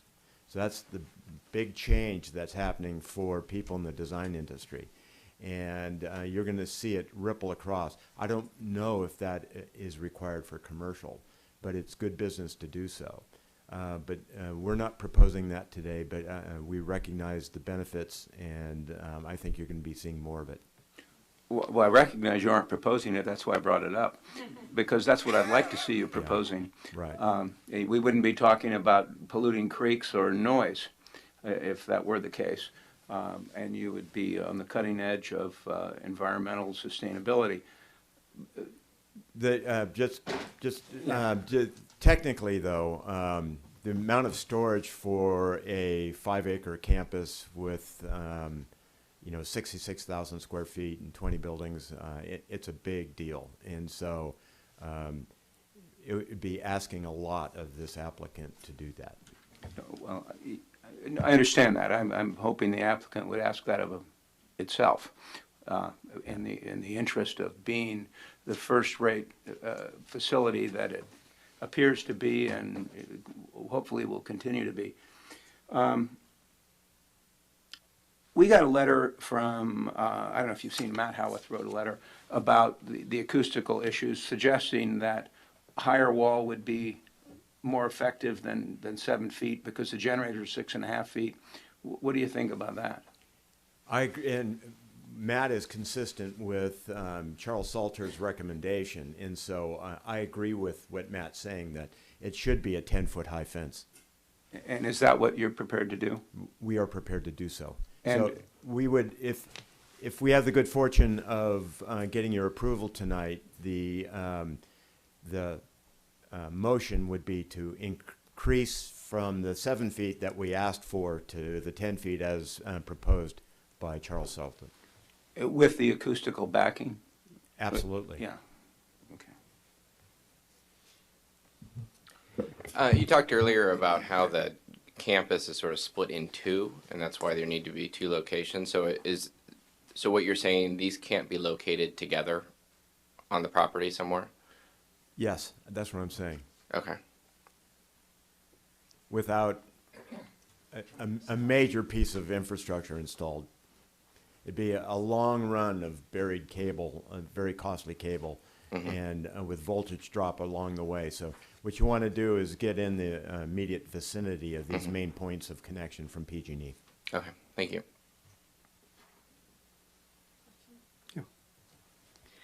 I'm curious about the utilization of the generators and why they're still there. Do you have any information about how often these were actually used during the past 6 months and why they're still sitting on site? Commissioner O'Neill, I would like to introduce Mr. Joe Walsh, who's the Vice President of Development, who has all of the details of that. He's here to answer questions. Was that an unintended segue? Anyone have questions for Michael Ross before we let I'm him available, off? but if we could defer to Joe when he comes up, he can answer about the history of use. Okay. Yeah. Thanks. Michael, I do have a question about the discussion about the 10-foot height. You have gone to great pains to kind of keep scale and detail down. In particular, the west generator that's right off the service entrance drive. Your service building, which is building number E, if you kick that enclosure up to 10 feet, that is not particularly going to be complementary to its setting. And then I keep thinking that this is an emergency use, which means we hope it only happens very rarely, but it's going to be physically there at that entrance. And to the best of my knowledge, that gate that goes back and forth isn't always closed. So that's going to become something that I think from just a sheer design standpoint could be a little bit awkward. So I would love to see you exercise more investigation on keeping the wall height down, but changing the profile. In fact, I'm a little bit, I suppose, disappointed that the details that were put in the packet are pretty generic. And if there are truly acoustical profiles that really would decrease the decibel level, which is indeed probably the greatest concern that all the neighbors are going to have, why that wasn't done to begin with, so that we'd be looking at a proposed installation that mirrors the quality of MacArthur Place. Because what I'm seeing is not something that, at least to the untrained acoustical eye, suggests that you are taking extraordinary efforts to reduce the noise that's being generated from these. Well, thank you for that comment. We are going to build this. Well, you say you are, but that's not what was submitted, and that's what I'm disappointed in. Well, when it was submitted, it was prior to the acoustic report coming out, and so we selected the 7 feet. But with your landscape architect's eye, What's also part of this proposal is we're going to plant out these fences with hedges and things like that, which you can see sort of an example of that. And so there is going to be a layering between the street and this wall that it won't just be a big blank wall and things like that. So good catch. Yes, we proposed 7 feet before we got Salter's report. Mr. Chair, if I can, we're going to show you condition number 3 right now. In consultation with the applicant, condition 3B says, if needed, additional height up to a maximum of 10 can be reviewed and approved by the director. So there is a goal to get it to 7 feet if we can get that attenuation that way. But if it needs to go higher, then we can go up to 10. Beyond that, no. I would imagine you'd be seeing it again if there's some reason that it couldn't be done. So if there's a desire, we can change this condition or. I've got a question too concerning the generators themselves. Are you proposing to keep these existing generators that are there on site as the ones that would be used? No, those are rented generators. But of the same type? Same type. High Power, I believe, is the brand name. They're going to be mounted to concrete slabs on the ground permanently. But so the follow-on question is, what have you done to investigate generators of sufficient capacity that might produce lower noise? These are sound attenuated generators. These are high-quality generators that. Is that the best that can be obtained? What studies have you done to look at what's available? Well, it has to do with the model types and things like that. And so we went to the suppliers, and this is what was recommended for the use. And did anybody go by the hotel when they were running? I did. And it was very quiet. It was qualitatively, when you were there, when everybody was charging their batteries and things like that, it was surprisingly quiet as compared to my neighborhood when the lights go out and everybody with their little generator in the backyard and stuff like that, which is incredibly noisy. These things were really state-of-the-art and just humming. Okay, so you feel that these generators are about the best you can do for noise attenuation? I believe that these are top flight. Okay. Yes. Any other questions? I have a question for staff. In the conditions of approval, I believe it's condition 3C. Why would the applicant, or no, sorry, 3A, why would the applicant do all the noise study now? Like, why wouldn't the city do that and have the applicant just pay for it?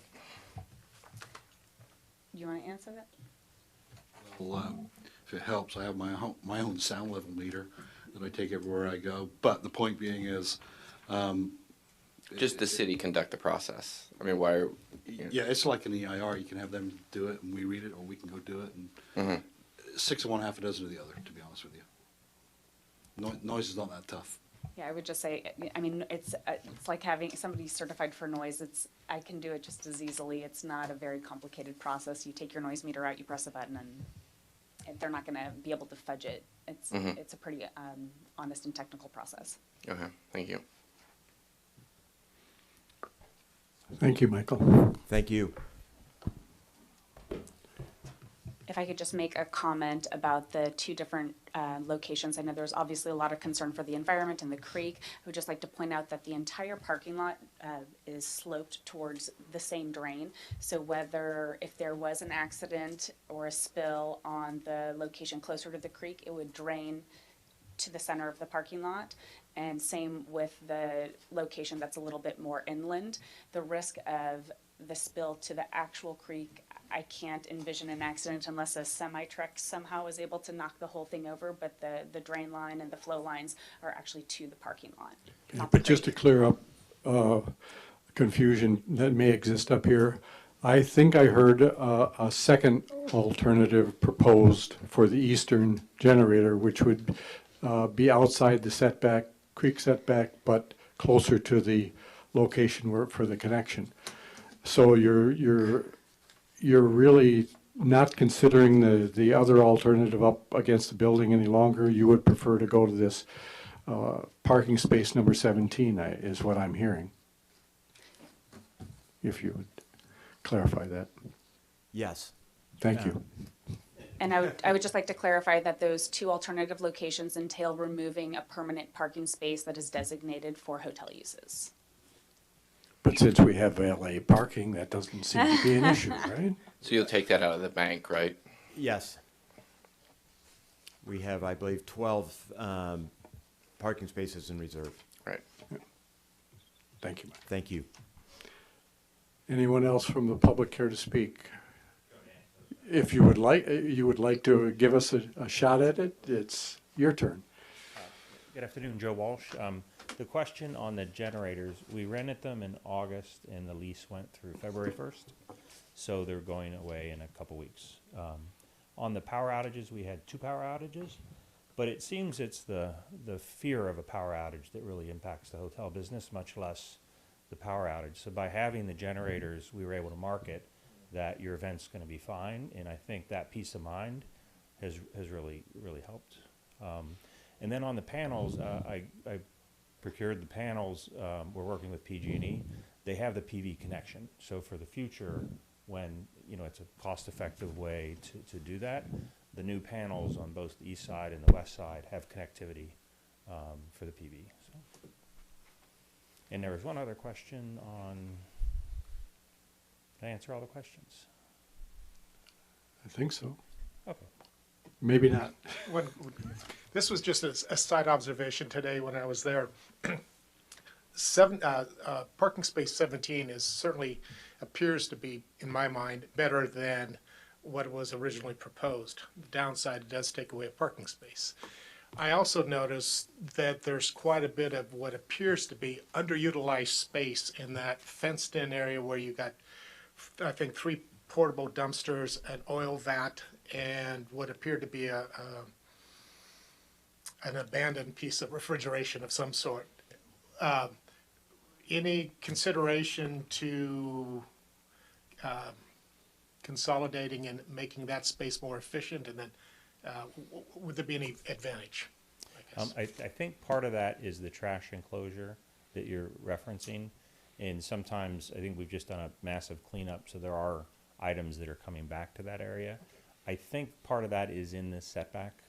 It's been built, it's been there for a long time, but Michael's right, parking space 17 is right near the connection. We've already run the electrical conduit to that area, and I think that would be our preferred location.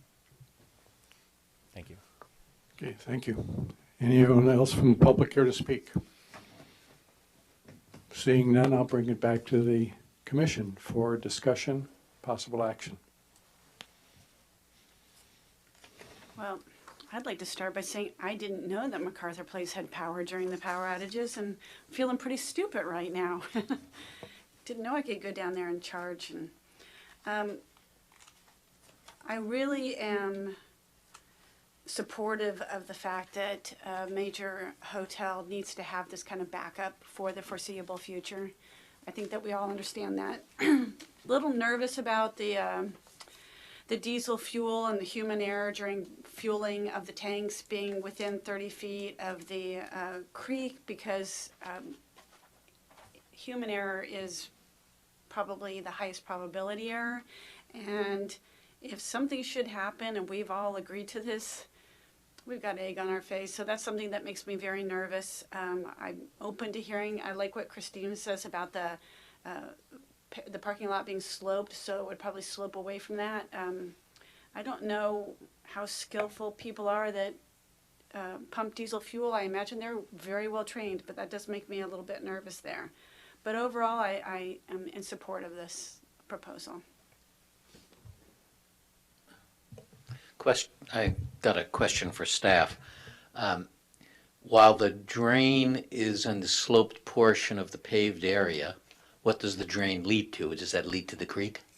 The drain does lead to the creek. That's why there is condition of approval number 5, that the applicant shall prepare a fuel spill prevention and control plan subject to review and approval by the city engineer. So they're going to have to come up with a plan, and typically the equipment is right there so that if the diesel operator has a spill, there's swaddles and absorptive materials that they can respond to immediately. Okay, thank you. Anyone else want to jump in on this one?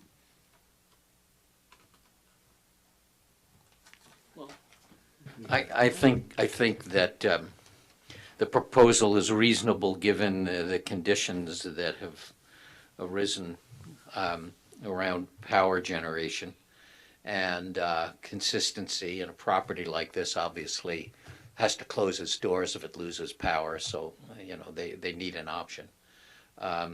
And I think the space 17 seems adequate to me. It's outside of the creek setback, and so I think that'll be fine. The change to the 10-foot height of the sound attenuation structure makes sense to me.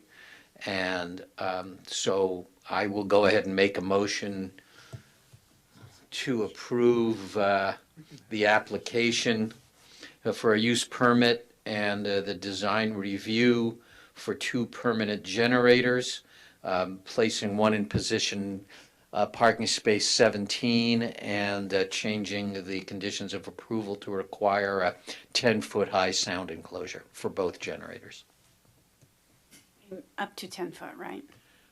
I think we're asking for a 10-foot.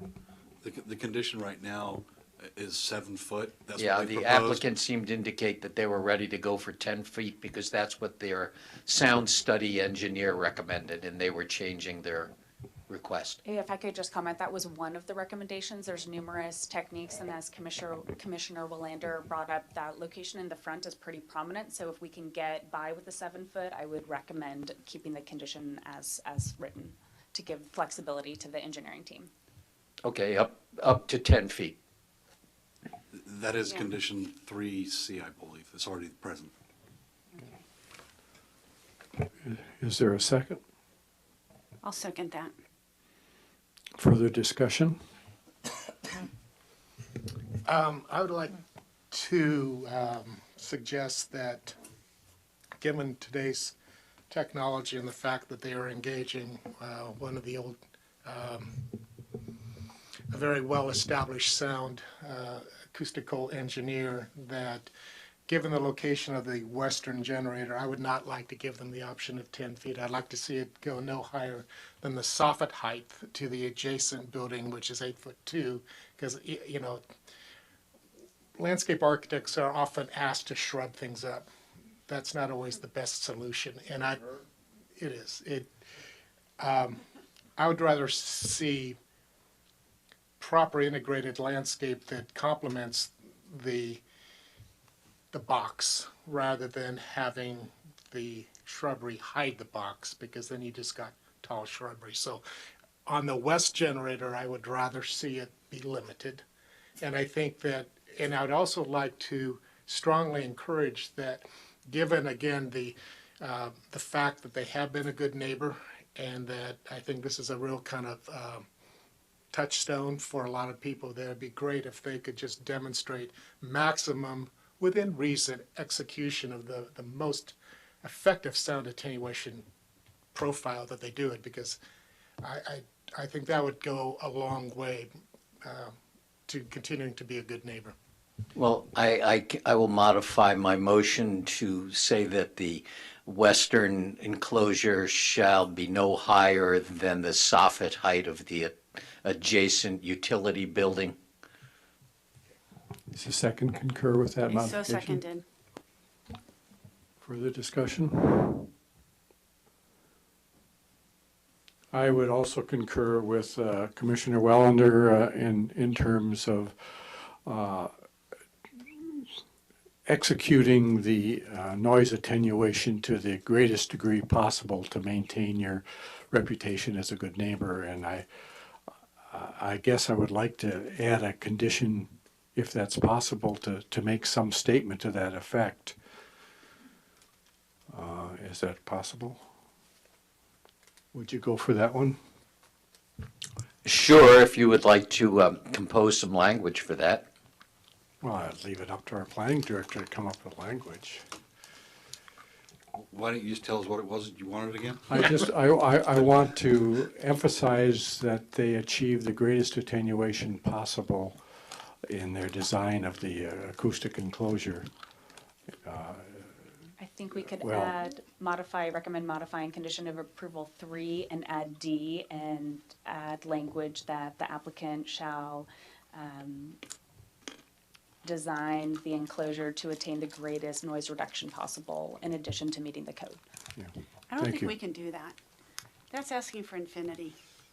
So I don't really think, I mean, it has to be measurable, right? If it's not measurable, how are we going to say they've achieved it or they haven't achieved it? So the engineer in me has to say, sorry, but that's not measurable. But technically possible. Technically possible? No, Feasible. NASA could come up with something technically possible. It's going to cost, $100 billion.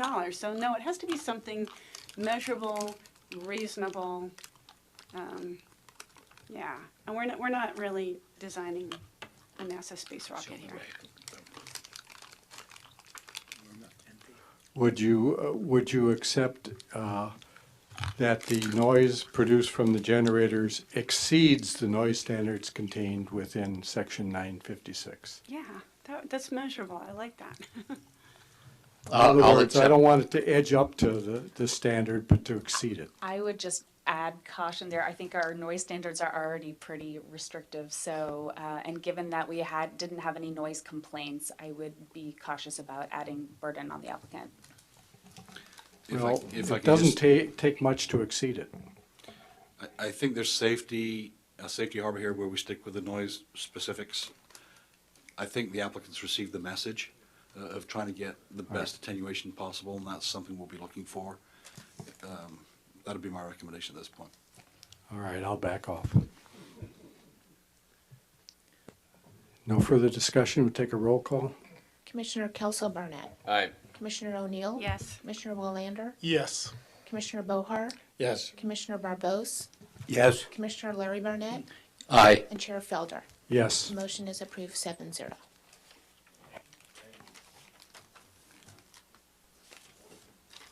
Do we know what a break? We'll take a 5-minute break.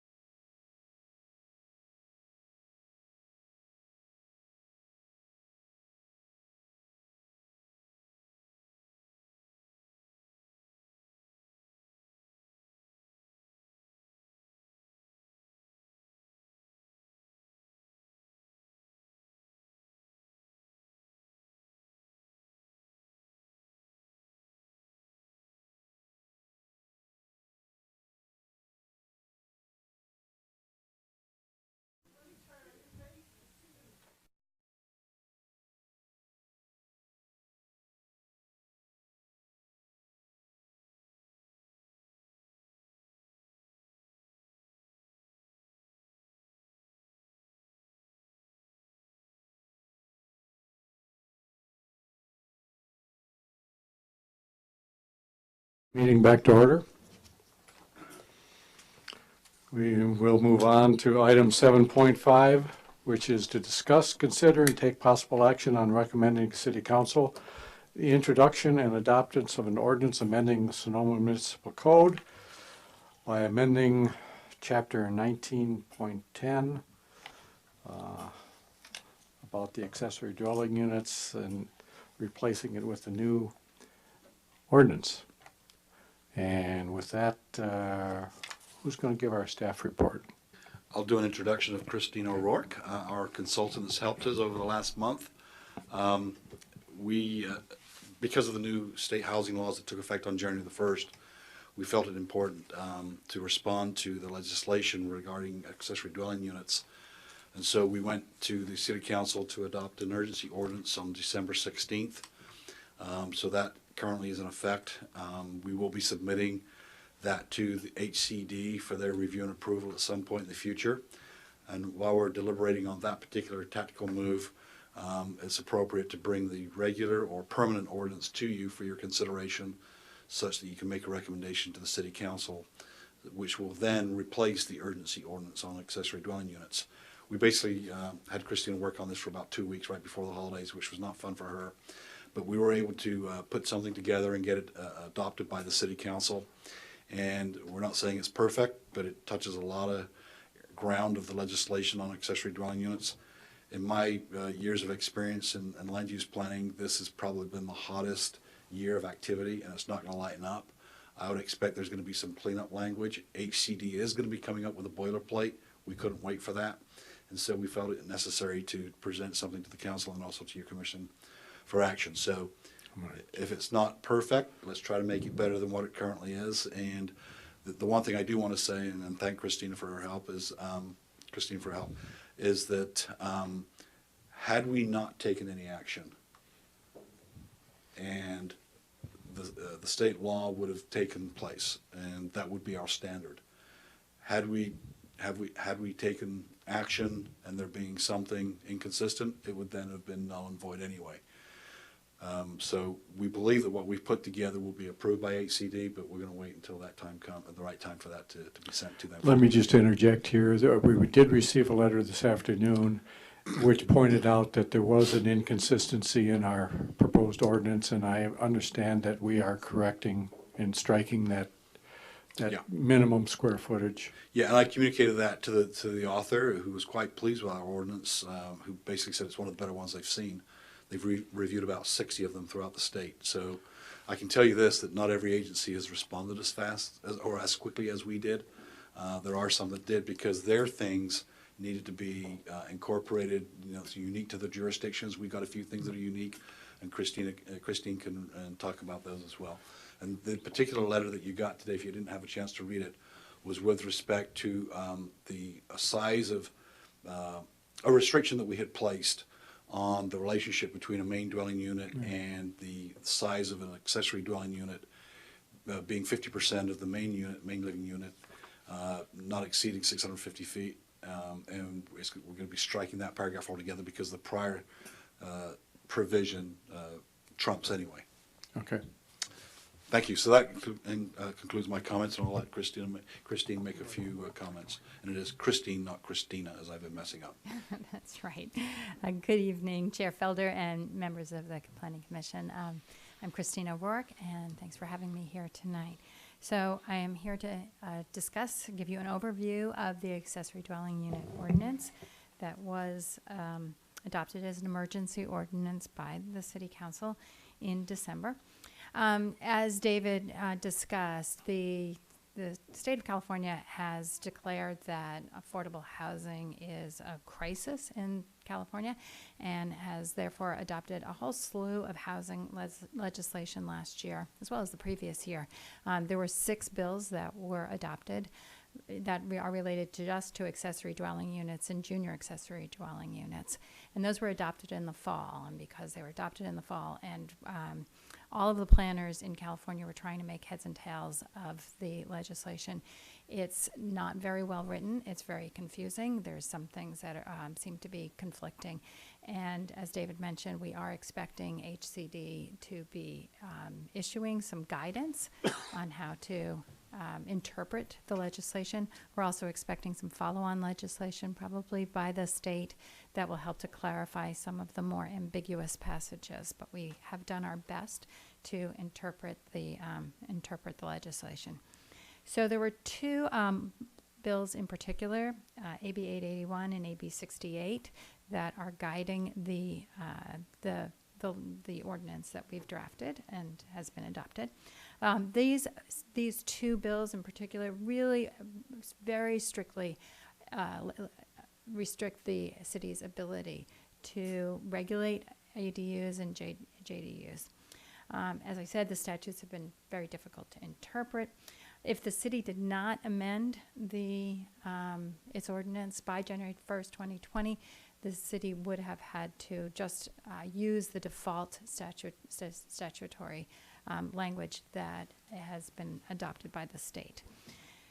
So the ordinance, once it's been adopted by or approved by the commission and then adopted by the council, it will have to go to HCD, the Housing and Community Development Department, for their review, and then they will determine if it is in compliance with state law.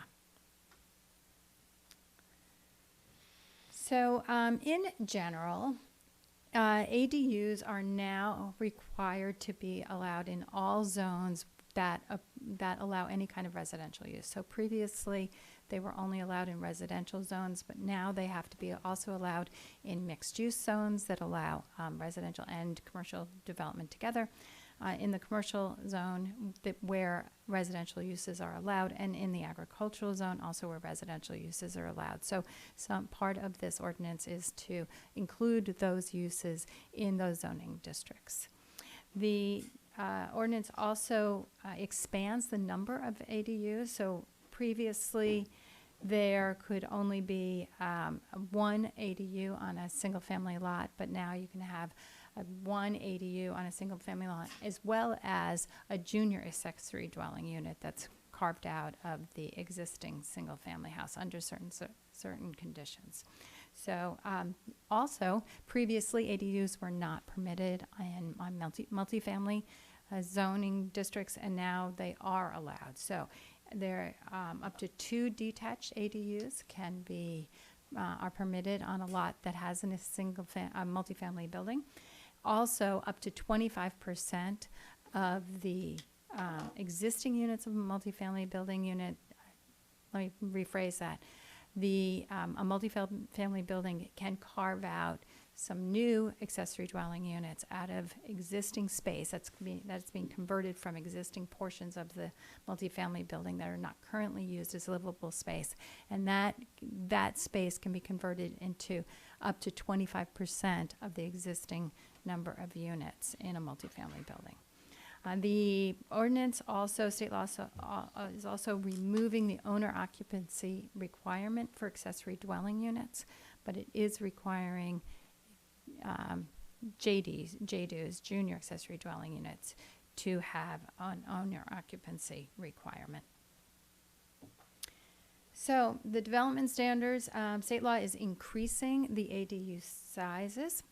Your ordinance previously only permitted ADUs up to 850 square feet. So now they are permitted up to 850 square feet for a studio or 1-bedroom unit, and up to 1,000 square feet for a 2-bedroom unit. Up to 50%, it allows up to 50% of the existing building can be used for an attached unit. Currently, your ordinance allows only 30% for an attached unit. It also, the ordinance reduces the side and rear setbacks to 4 feet. That's what state law requires now. Your ordinance right now requires 5 feet, so that's a small difference. no setback is required for an existing structure. So if the existing structure is non-conforming and the accessory dwelling unit is being converted from existing space, you can't go in after the fact and impose any setbacks.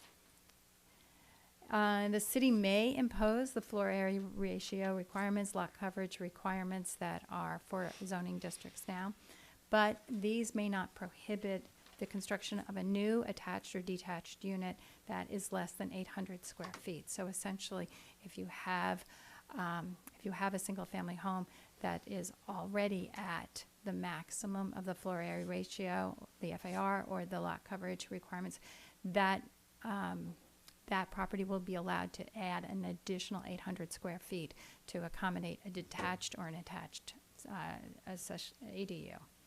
It also requires a height limit of up to, for a single-story ADU of up to 16 feet. Your code now currently has a maximum 15 feet, so it's an additional 1 foot. And it's for second-story and two-story ADUs, they may not exceed the height of the primary dwelling. For parking, if a garage or a parking require, Would you prefer to have us hold questions or it might be easier for me to just, I only have a few slides. I have 3 more slides, so it might be easier Okay. for me to just kind of run through it all, and then we can do questions, because I'm afraid I'll get really sidetracked. Okay. I'm sure there's a lot of questions. So the parking requirements are generally the same as what was in the previous ordinance. The one big exception is that if a garage or a carport is converted now to an accessory dwelling unit, there's no replacement parking that can be required. And no parking can be required for the ADU. Currently, the ordinance is requiring that replacement parking is required, but it can be uncovered or in tandem. The design standards, according to state law, design standards have to be objective, so we revise those design standards to make them objective so that when they are, the ADU is approved ministerially, the planner will be able to apply objective design requirements. The other change, the junior ADU standards are essentially the same. The only change is that the city can no longer require interior access between the primary dwelling and the junior accessory dwelling unit. Now, what the legislation has also done has essentially created 2 avenues for approval.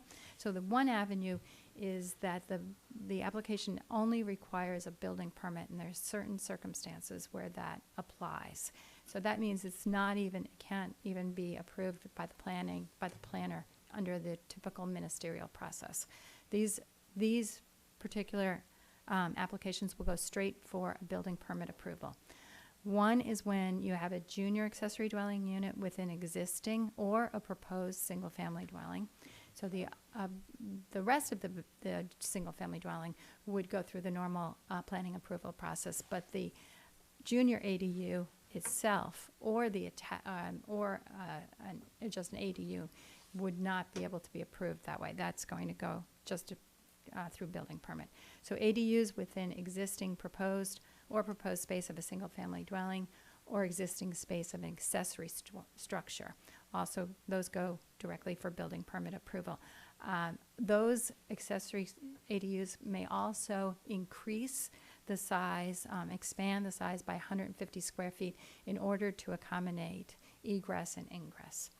The other project that would go straight for building permit approval are detached ADUs. These are new construction, and those that are up to 800 square feet, a maximum height of 16 feet, and those are required to have the 4-foot side and rear setback. So as long as a new construction ADU, detached ADU, complies with those standards, then it would just go for building permit approval. Also, the multifamily dwelling units can only be approved through a building permit. So those are those converted ADUs that I discussed that are on with a multifamily building. Also detached ADUs on lots that have a multifamily building. And then anything else that does not meet those requirements would be approved ministerially. Those include attached ADUs that are requiring new construction, detached ADUs that are over 800 square feet or above 16 feet. I understand that the city approves a lot of ADUs that are built over a detached garage. So it's an additional second story over a detached garage. Those would go through the ministerial approval process, and the planner would apply the objective design standards for when reviewing those projects. So that's the end of my slideshow, and happy to answer any questions. You're up, Commissioner Barnett. Well, I'll save my general comments till we get into the discussion, but a couple of I have some questions in the language of the proposed regulations themselves, as well as some questions that have come up as a product of your presentation. It says that the height limitation, it can't be that a two-story ADU cannot exceed the height of the existing main building, I think was what you said? Right. Does this mean that a single-story structure that has a roof height of 16 feet, that property owner would not be able to build, if it has a detached garage, are they not able to build a story above the garage that could go up to 24 feet because the existing house on the property is only 16 feet?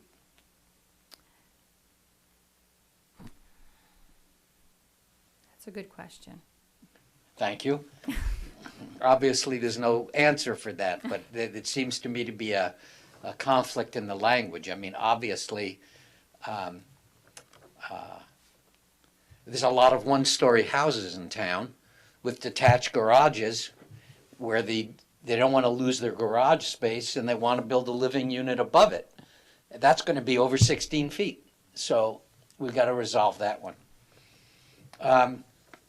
Am I correct that if an application, that in order to get a building approval for a new single-family home, it has to include a garage?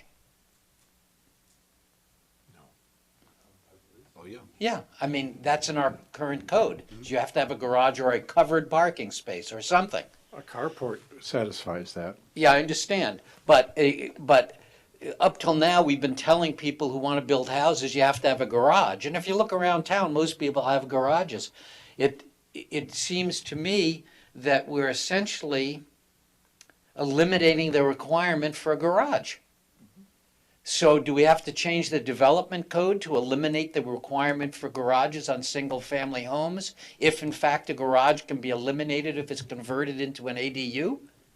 Yeah, Or in other words, are we going to approve new houses with ADUs where the ADU is part of the garage?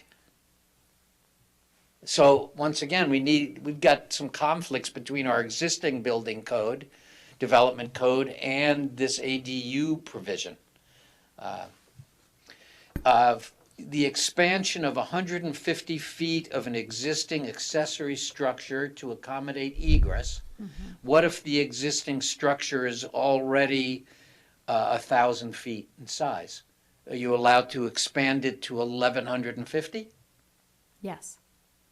So the 1,000 square foot size limitation is also something that gets waived if they want to convert that 1,000-foot structure into an ADU and want to add 150 feet for egress. I'm sorry. You're saying... There's an existing yes, okay. accessory structure that's 1,000 square feet. Are they allowed to add another 150 square feet for egress? No, that the 150 square feet, the additional 150 square Yeah. feet is in order to accommodate egress and egress when you're creating a new ADU. It can be an attached ADU. It's an attached ADU. So then you can. Well, what if it's 900, what if it's attached and it's 900 square feet already? But you're saying it's already an existing Yes. ADU. This is if you have a single-family home and they want to create a new ADU. Yes. And they need to add egress or ingress, so then they could add 150 But square I feet. thought it said it was an existing accessory structure. Right, and an accessory structure as well. So if they're converting so it's a home or an accessory Okay, and structure. so my question goes to the existing accessory structure. If the existing accessory structure is 1,000 square feet, are you allowed to add another 150? If it's required in order to accommodate egress and ingress. So the answer is yes, you could. You could if it was, yes, if it was required. If you needed to create that egress to it properly. Right. Okay, so this actually allows structures of 1,150 square feet in some conditions. Am I right? Okay. Can I go on? Sounds like you're volunteering to go to the legislature this year. Well, I've got a few other questions. Section E, number 2, fire sprinklers. It says fire sprinklers are required in an ADU if sprinklers are required in the primary residence. My recollection is that fire sprinklers in homes that do not presently have fire sprinklers, the requirement for fire sprinklers gets triggered with at a certain level of improvement. I had to do it at my house, so I know that it's true. When I added onto my house, I had to add fire sprinklers to the old portion of the house, as well as incorporate them to the new portion of the house. So when would sprinklers not be required? In other words, what's the current threshold for requiring a sprinkler in the development code, and how does that relate to the essentially addition of new construction of an ADU? And wouldn't that trigger the requirement for fire sprinklers in the pre-existing main structure that the ADU is being added to? Yeah, so welcome to the complexity of preemption on state law. I mean, that's really what's going on here. We've got to go back and look at our development code. In fact, that's what we've already tasked Christine with doing, is going back to look for those objectivities.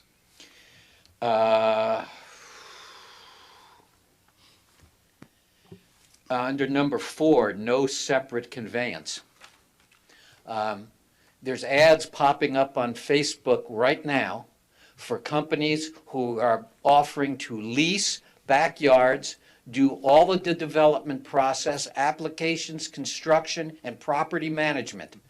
Does that constitute a conveyance? Okay, the attorney says no. Unless it's over 30 years, in which case it would be the same as conveying the fee. Well, if it's a long-term lease arrangement that's over 30 years, would that be a conveyance? Yes. Okay. So what do we do about that?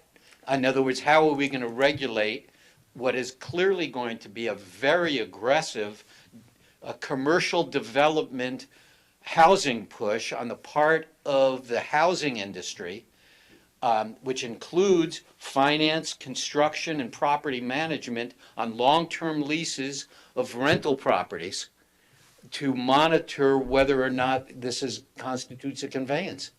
Well, I don't believe anyone's going to try and do it for over 30 years. But if they did, what typically would happen is you'd have a violation of the just like someone trying to do something now, where you'd have a violation of the Subdivision Map Act. If it's over 30 years, that would trigger a reassessment. Yeah, And but since if the it's city... only part of an existing legal lot. So that does would this trigger- mean the city has to review all the lease agreements that on ADU property management and development? Wouldn't that go through a title company? If you were trying to do something like that, and the title company wouldn't issue title insurance on it.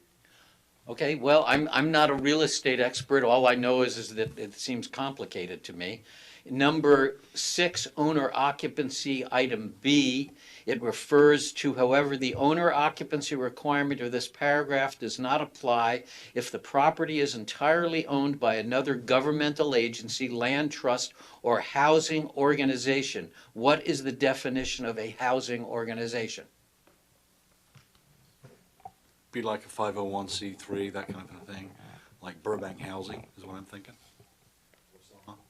Okay, so are we going to have any definitions associated with this ordinance? Well, there are definitions in section C. Yes. And, Does it so define again, housing organization? This language is coming from the state legislation, and I totally understand your frustration with it. Okay. I will look to see if it is identified if there is a definition in the state law. Can we create our own definition? Well, as long as it's Yeah. as long as As long as they haven't defined it, consistent. we could define it. Okay. I hope somebody's keeping notes on these. The number 7, the deed restriction. I need a little bit of an explanation as to what it is that's going into the deed. In other words, is the deed recording the creation of the ADU as a legal what? What is it? What is the deed restriction going to reflect? That there is a I'm not clear on what it is a deed restriction would say. That you've created an ADU and it must remain an ADU, and it can't, and does that mean that it has to be rented separately, that it cannot be used by the property owner? Well, it goes through 5 items that explain it. Well, I understand, but I don't understand. But what I don't understand, these 5 don't explain to me what the language of the deed restriction is going to be.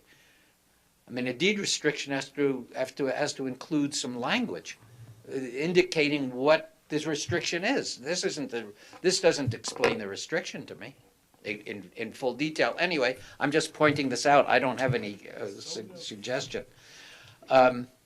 Maximum size under F, number 1. Yeah.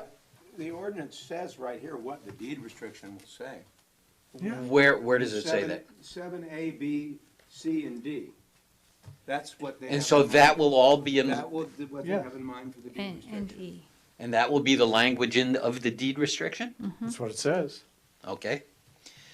On F1 maximum size A, it says no more than 2 bedrooms are allowed. Obviously, that is true when the unit is constructed. What is to prevent someone from further subdividing the space once it's been permitted and built? And is there any, I mean, this seems to me to be a baloney provision. If somebody's built something and they've gotten their approval and they're permitted and they get their occupancy permit, then they can do whatever they want to the interior of the space. Assume that they need to get a building permit for what they've done unless they do it illegally. It's a little different than it is now. That's the way it is now. Okay.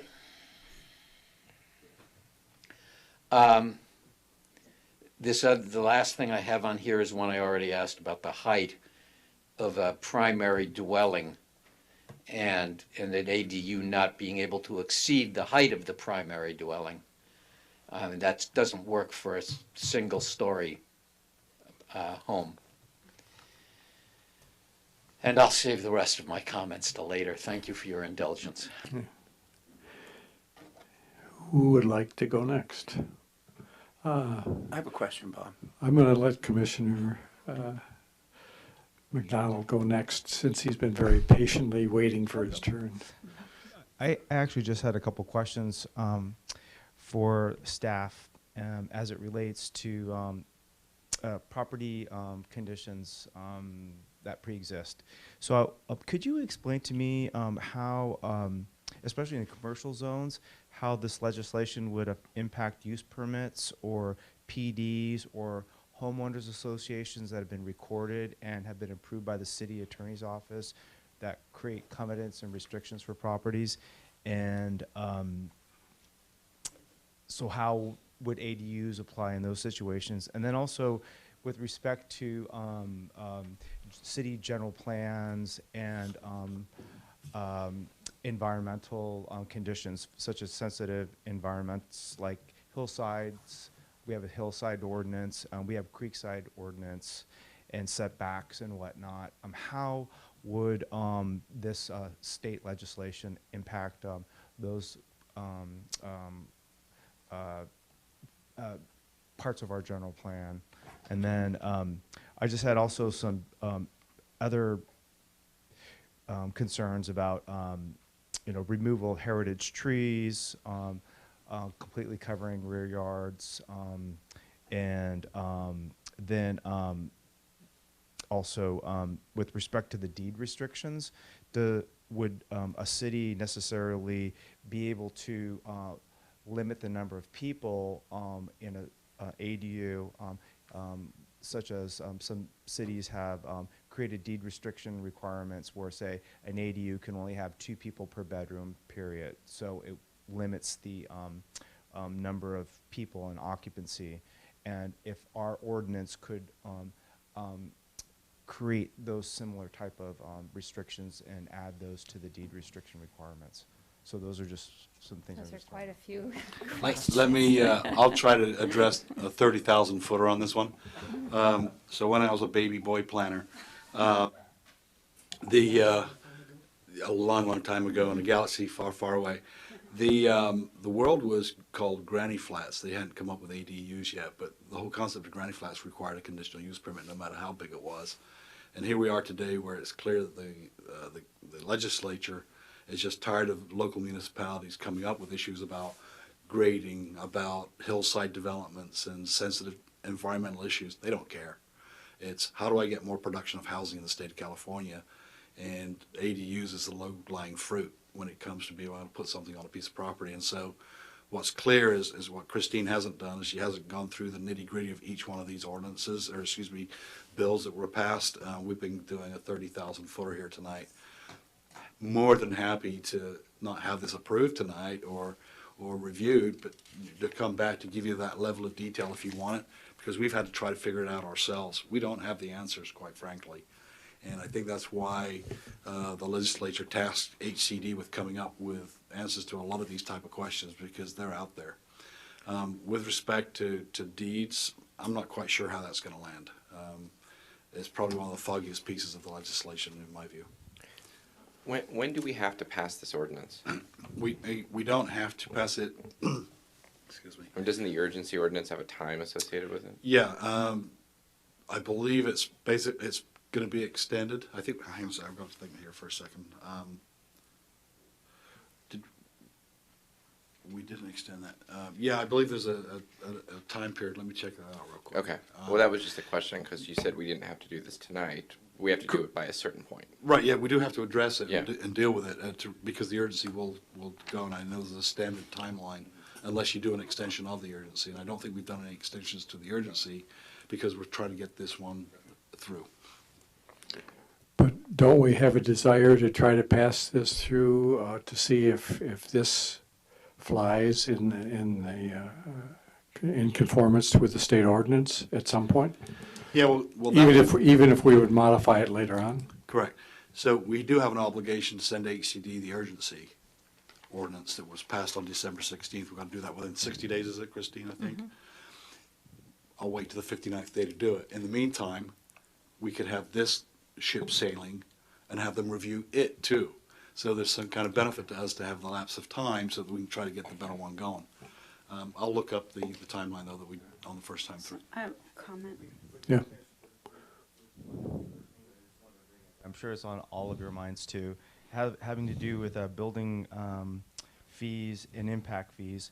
And so I'm assuming that the state doesn't care at all about the fact that we may not have adequate sewer capacity or fire capacity or community service capacity, and in the future, or any impact fees that we would obtain for any additional square footage of any building for that matter. So I'm assuming that this ordinance and this legislation preempts the city from charging fees to provide reasonable services in relationship to the construction. So the ordinance says that no impact fee is allowed to be charged for an ADU that's less than 750 square feet.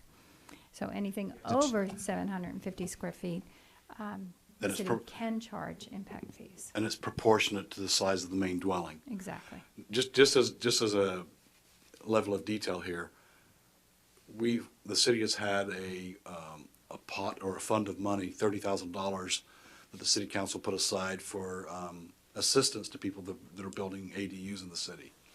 And as an example, they can ask for no more than a $5,000 waiver of fees. Our building permit that we issue in the city of Sonoma for an 800 square foot ADU is about, let's say, $3,000. The fees for that same for sewer and water are up in the $20,000 range. So the fact that we give $5,000 away, it's only for $3,000, $3,500 of our fees. So they can come in and add up the school fees, they can add up the sewer and the water from PRMD, and they're up in the $20,000, $30,000 range in just fees. We give them $5,000 waiver back, money back if they ask for it. We're going to be up to $3 since I've been with the agency here. I don't know why people aren't coming in for them, but the fees that Christine was just talking about, up to 700, is it 700 or 750? I forget. The fees are proportionate to those fees above that square footage that you would charge for a single-family house on that same lot. Again, our building fee is not going to be that much different for the single-family home, but they are logarithmic, I think, when it comes to the sewer and the water for a larger house than the ADU. I'm confused. Could you so what's going to happen with the sewer and water on an ADU, assuming this legislation that we're talking about was passed in the city? So we don't collect those fees. The county collects those fees. So they have to go to the school, they have to go to the school district, get a little chit of paper saying this is how much should be collected for the school permit fee, and they come to us and demonstrate the fees that they've paid. So the agency, regardless of, a lot of municipalities have their own sewer and water fees, hookups. We don't charge them anyway. Somebody else charges them. They're on the same regulations that we are.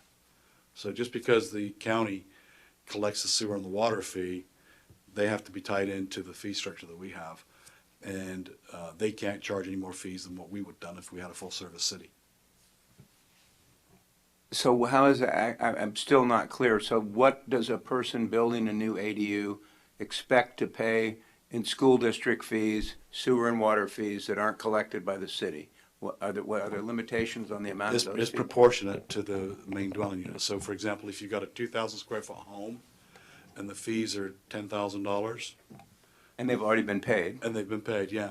Then if we come in with 800, then it's a proportionate relationship of what they would have paid. That's what those other agencies can collect. They're going to pay on the 800 portion? No, just on the increase above the 800, yeah. So 750 and below, no fees. Correct. No sewer, No matter who collects them, correct. So What the increase would be. Yeah. So if it was 1,000 square feet, they would be paying those fees proportional to a 250 square foot as opposed to the original house. Is that it? That's encouraging for them.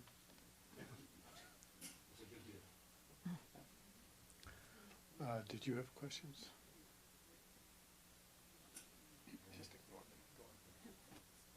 Mr. Chair, thanks. Wendy just pointed out, I haven't had a chance to look at it yet. As we did for, what was the other ordinance that we did? Oh, the wireless telecommunications ordinance. There was a provision of state law that we used that allows the urgency to remain in place until a new ordinance replaces it, and that's what we used for this in December. So it stays in effect until we come up with a better critter. about 3 years. Thank you, Wendy. That was clever. I had two questions, comments on this. One is, are we doing anything with like an amnesty program for people that have illegal ADUs out there now to try and bring them into the permit process? It's tangential to what we're doing here, but I'm just wondering what we're doing around that. I know that San Jose is implementing this amnesty program, and I'm curious what we're doing about that here. So that's my first question. I'm not aware that the city's doing anything. No, we're not doing anything about Is that. that something that we could put on the request to come up with an amnesty program for existing? Well, I might suggest that we talk about that at the end of the agenda when we talk about your joint meeting with the city council coming up. Oh, okay. All right. The other thing is, I just wondered how it would be enforced that if you have a JADU, that it would have to be owner occupied. And I'm not expecting you to have the answer to that, but it's just something I don't understand is how would that be enforced? I don't know how you right now enforce just owner occupancy for your ADUs that are in place now. It's complaint driven, isn't it? And we have an enforcement officer. That is correct, yeah. So it would specifically be complaint driven. An enforcement officer would go out there and, okay.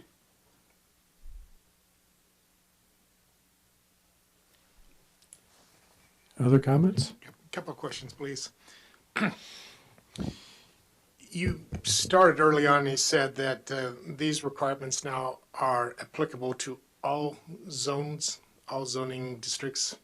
Does that include historic districts? Yes. So we have no ability to. It includes any district that currently allows a residential building. Yeah, I think you're referring to overlay districts that we have.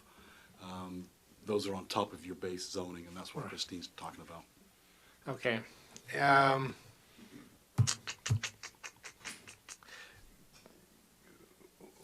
On the ministerial review, it said that there have to be some objective design standards that they would have to use as a filter. Can you give me some examples of some of your anticipated objective standards? So the objective standards are, they're in the ordinance. There's section 7, architectural building form requirements. Ah, right here, when it's right in front of me. Would you like me to read them? No, thank you. You've answered my question. So I got one last one. When you were going down the checklist of all those ADU or JADUs that do not require, are there anything, or will there be any ADUs coming before the Planning Commission? No. None. They have to Zero. be. They None. have to be unless the ADU is requiring applying for a variance from the standards. From the state standards. The standards from the ordinance. The standards that are in the ordinance. Which conform to the state standards. Right. Setbacks larger than 1,000 feet, things like that. Okay. Okay. Thank you. Anyone else? There's nothing in here, and I guess I assume there's nothing in state law that would preclude or allow the city to restrict development of ADUs that the owner or the developer would not intend to be lived in, right? I mean, if someone wants a place for their Peloton or an extra office or something, there's no way to sort of restrict that? There's no way to require that the units It's are occupied. lived in, okay. You want your 3 minutes now? Yeah, I'll take 5. I think this is the most horrific land use development in the 30 years I've lived in Sonoma. As far as I'm concerned, this is opening up a free-for-all for the real estate industry to exploit the backyards of every single-family home in Sonoma with a yard large enough to accommodate an ADU. I'm already seeing ads popping up. I got one in the mail today about, we want to buy your house. This has essentially provided an incentive for additional home acquisition by corporate America and property management companies to essentially turn what has been a residential zoning designation into a commercial opportunity. And I'm horrified. I am just horrified. There's nothing we can do about it. We're going to have to live with it. But essentially, this is the doubling of density in the residential zones at minimum because every single family home now has been turned into a multifamily zoning.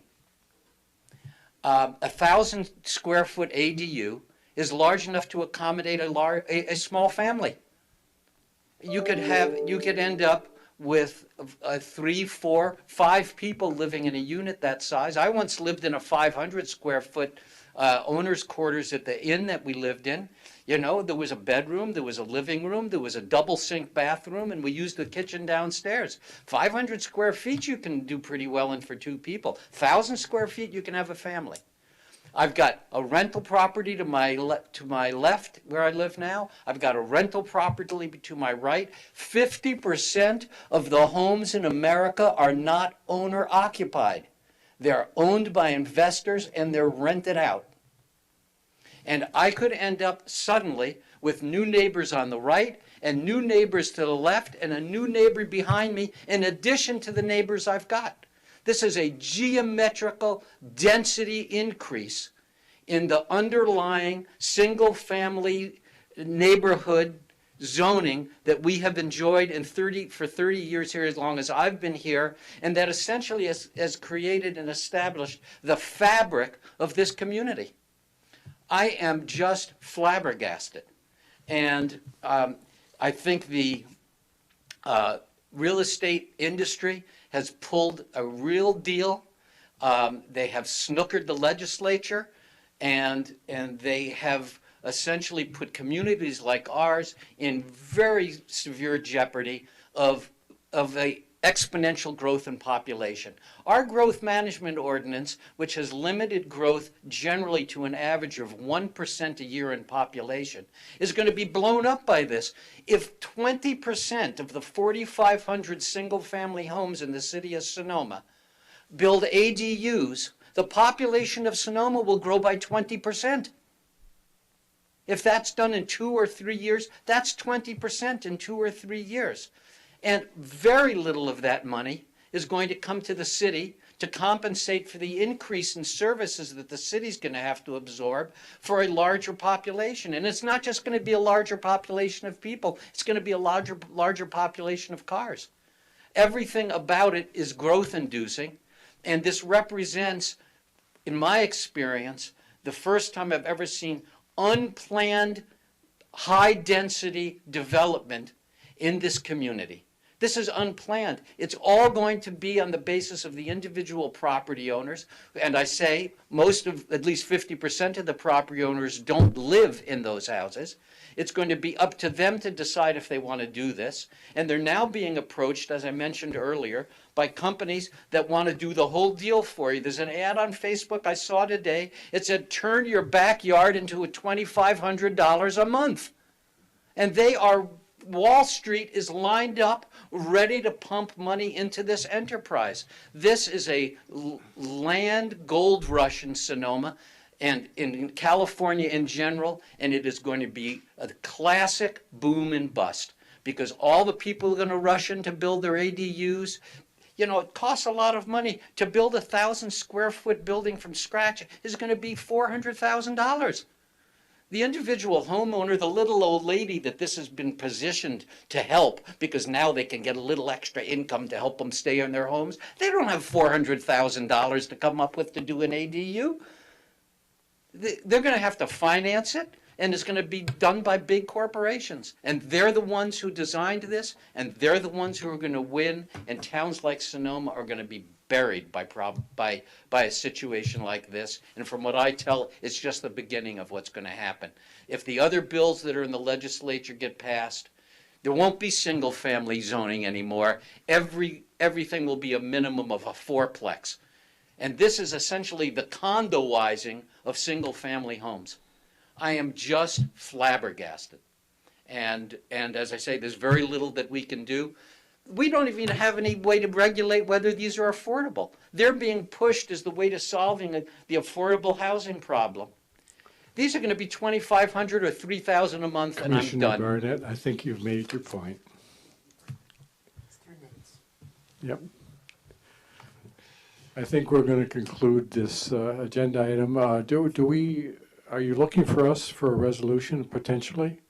Well, at some point, if you're commission is of a mood to, you could forward the recommendation of this ordinance. I think, yeah, this is probably appropriate to continue because there's been a lot of issues raised and a lot of uncertainty, and unless it's the feeling of the commission that you want to approve a resolution right now.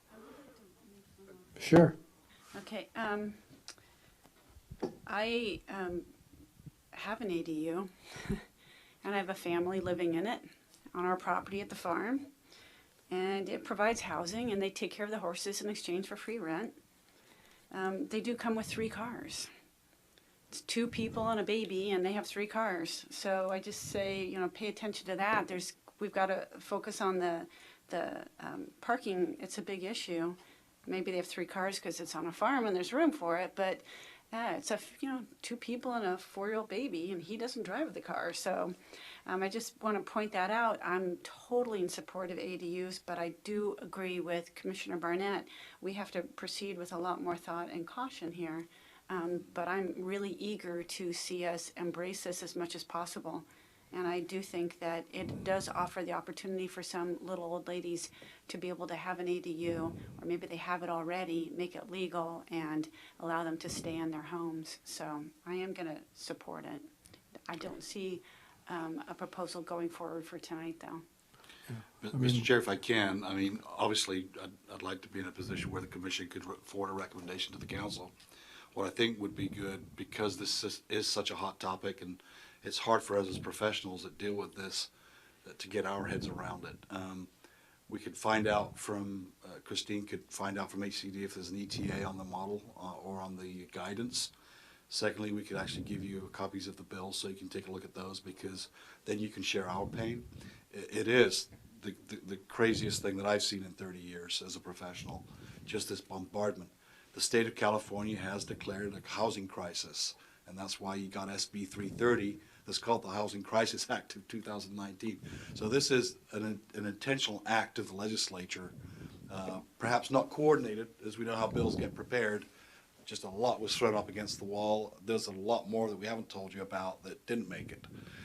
And some of them are a lot crazier than things that we've seen in the ordinance. So, But what I'm hearing is we don't have to act tonight. We have time. We do have time. I don't want to put it off. I don't want to bring it back on the 23rd of January, and I'll talk about that later. But if we come back in February with a mindset towards forwarding a recommendation, that would be helpful.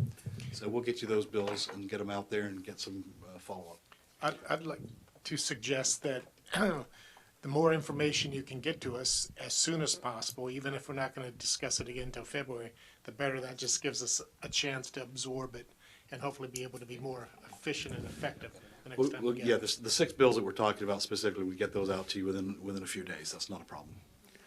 Commissioner McDonald? I just thought it might be helpful if we're going to continue this and discuss it, and then also ultimately going to the city council. I think it might be helpful to look at some of the zoning districts, like the RM district, or the look at like an example, sometimes something that you would maybe even hand out to somebody that was interested in putting an ADU on their property, showing like the floor plate of the existing house, a scenario, existing house, a detached garage, an 800 square foot ADU, and say, for example, the RM district. You know, what would that look like? What would that look like if we don't have the ability to limit coverage or lot area? So it would show, give us a visual example of like really kind of like what would be left, you know, of a property with absent of a backyard, absent of a side yard, just so we get an understanding of what that would look like, and maybe look at that in the different residential zoning district categories. Mm-hmm. Okay. Yeah, we can do that. Okay. Steve. I have a somewhat different view of this than my neighbor to the left. I don't think that many people want an ADU in their backyard. I, for one, do not. I love being in my backyard. It's peaceful. There are birds. I don't want some other family in my yard with me. And I think there's a lot of people that feel that way. And I don't honestly think, I don't know where these statistics come from, about owner-occupied houses, I seriously doubt the 50% number in this city. I think it might be 20%. I mean, people own, just any neighborhood I know of, most of the people who live there own their houses. So on our street, maybe, I don't know. I don't even think there's a rental on our block. Honestly, there's vacation rentals. I mean, not vacation rentals, I mean second homes. Those people sure as heck don't want to have an ADU in their backyard because it wrecks the feng shui, you know. But I don't think this is like doomsday for Sonoma. I just don't. I mean, I think the state legislature is chopping, this is very crudely done. It has the potential for some abuse, like corporations moving in. But even the little old ladies who want a little more money, they're not going to want all this noise and stuff in their backyard. They're just not. I just don't think it's going to happen. I mean, we made de novo put in all those ADUs. I was totally for that. Most people up here were for that. You think they're actually going to be rented? I don't think so. I bet they're not. There'll be studies, there'll be offices, there'll be places for relatives to stay in. Most people are not going to want to be landlords of a residential unit in their backyard. That's my prediction. We don't actually have to continue this, do we? It was just a discussion? It was a discussion, but if you continue, it means we don't have to put it in the newspaper or anything else like that, because you're actually having an ordinance, and we've actually conducted a hearing on it.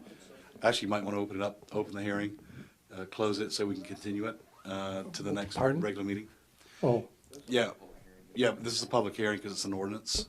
So if you can open up the hearing, take comment, close it. Oh, we didn't do that yet. Well, it We was haven't sort done of, okay. I open this up for the public, if anyone has comments. Seeing none, we'll close the public hearing. Thank you. Then I suggest you continue to the regular meeting in February, please. And so do we need a motion for that? Okay, would somebody move to continue this to the I February? move that we continue this agenda item to the February 13th, 2020 Planning Commission meeting. Second. Roll call? Commissioner Kelso Barnett. Aye. Commissioner O'Neill. Yes. Commissioner Willander. Absolutely. Commissioner Bohar. Yes. Commissioner Barbos. Yes. Commissioner Larry Barnett. Aye. And Chair Felder. Aye. The motion is unanimously approved 7-0. And moving on to item 7.6, do we have a motion to continue this item? Music venue, yeah. I move that we continue item 7.6 to the February 13th, 2020 Planning Commission meeting. Second. Roll call, please. Commissioner Kelso Barnett. Aye. Commissioner O'Neill. Yes. Commissioner Willander. Yes. Commissioner Bohar. Aye. Commissioner Barbos. Yes. Commissioner Larry Barnett. Aye. And Chair Felder. Aye. The motion is unanimously approved 7-0. There we go. We have no items for discussion, so we'll move on to issues update. Yes, very quickly. Couple of announcements. Number one, I wanted to remind you of the special meeting for January 23rd with respect to a planning commission meeting. We've talked about it way back in the past. Okay. Well, guess what? We'd like to have a planning commission meeting on January 23rd. This would be a special planning commission meeting to consider the Verizon 3 cells in the commercial zones. We did receive their application on December 20th. So if there's going to be a problem with the quorum, I just shouldn't know about it now. What day of the week is that? That'll be a Thursday. Wednesday, 2 weeks from today. I mean, Thursday. I'm sorry, a Thursday. Yeah, sorry. Thank you. On January 27th, there's a joint city planning commission. Do you have that one on your calendar, Kelso? Okay, thank you. That will be at Vintage House. What day of the week is that? That'll be a Monday. At what time? And that'll be at 6 o'clock. We couldn't get it any earlier. When's the Super Bowl? February something. That's in February. And then lastly, if you haven't said so by now, we're not gonna let you go to the Sonoma State Conference, Planning Commissioners Conference, unless you've let Christina know. Tonight was the deadline. February the 1st, Saturday. And that is the Super Bowl? Day Oh, before. before the Super Bowl, okay. Oh, yeah, the Saturday the 1st, yeah. So, yeah, just jesting there. So, look, if you really need to go and you can't, let her know for a couple more days, that'll be fine too. But we're creeping closely to that date. Do you have any, do you remember who's going? Okay. Am I the only one that signed up? Well, come on, commission. Excuse me, did you hear that you, if you'd like to go to the planning conference? That tonight's the night? No, thank you. Okay. All right, and then lastly, we have received 2 appeals on items that have been approved by the staff and then, the DRHPC. One on the Kennard House at 528 East 3rd Street, and then 1211 Broadway was appealed. So those will be going to the city council at some point in the future. That was the planned unit development of the 4 or 6 units? 6 units. The fig trees in the backyard. Yeah. Yes, and it was appealed by a citizen? Yes, sir. A resident. A nearby resident. I do know that having talked to the resident. Backyard. Pardon me? That was the guy in the backyard, wasn't it? Yeah, I've had conversations with both the applicant and the appellant, and they're going to be meeting on Monday. We'll see how that works out. But those have not been scheduled yet at the council. I'll work with the city manager on doing that. That concludes my comments, and Happy New Year. Okay, commission comments. Question for staff. I have been accused in the past of not being very clear, but it appears that our dear beer distributor on Broadway has not adhered to our desire to thin up and reconfigure that tent. And so, can you give me an update on that? Well, I drove by there today for the reason of doing that, in case I was asked. Actually, at the meeting, I just asked Christina to give them a follow-up call tomorrow. Again, if I'm not mistaken, our expectation was that rather than having that tail end of the tent come on the outside of the fence, that they should be able to bring it on the inside. And just fast forward to 2021, when the applicant comes forward and he wasn't very responsive the first time, do we have to be open-minded? We don't, thank you. I have a quick question. When you brought up the appeals, it made me remember, I think recently you made a presentation to the city council talking about new state housing laws, and they're going to be capped at a number of hearings. And appeals count on that, correct?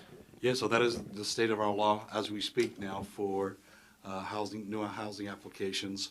If I can just give you a quick summary of that. 30,000 feet, basically SB 330, again, like ADUs, takes away discretion from local agencies, local jurisdictions.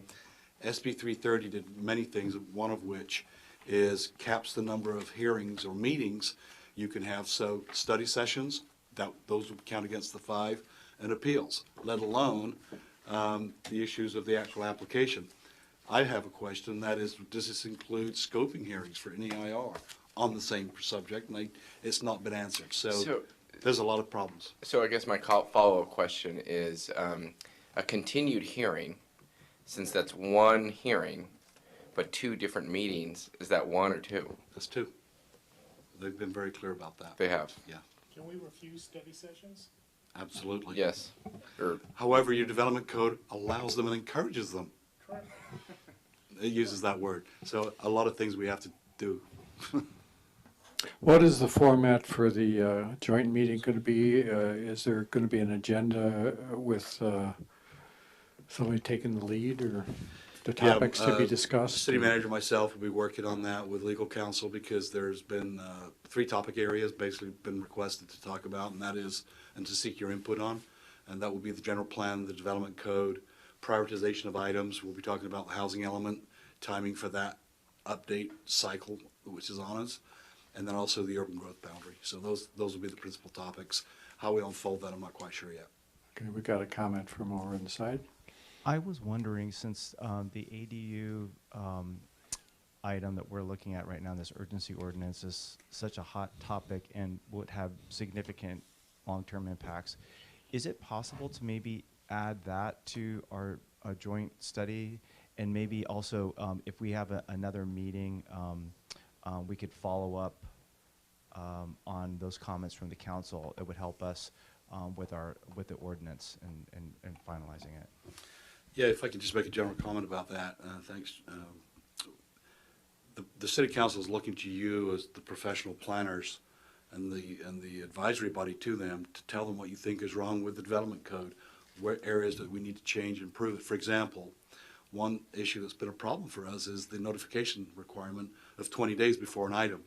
You know, do we prepare a staff report before we put it in the newspaper? Do we put it in the newspaper, then prepare a staff report?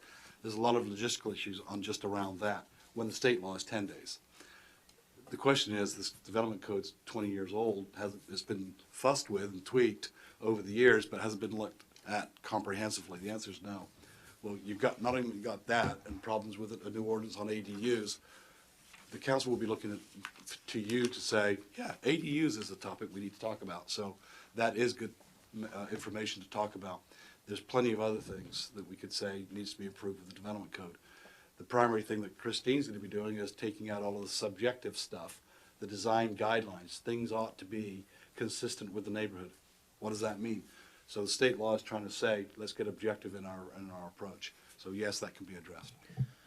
I'd like to suggest, this may be controversial, that given the new 330 rules on numbers of hearings, that we ought to fold the design review into the Planning Commission. I don't think having it as a separate commission at this point is going to be helpful or productive, and it's going to eat up an entire hearing on a given project.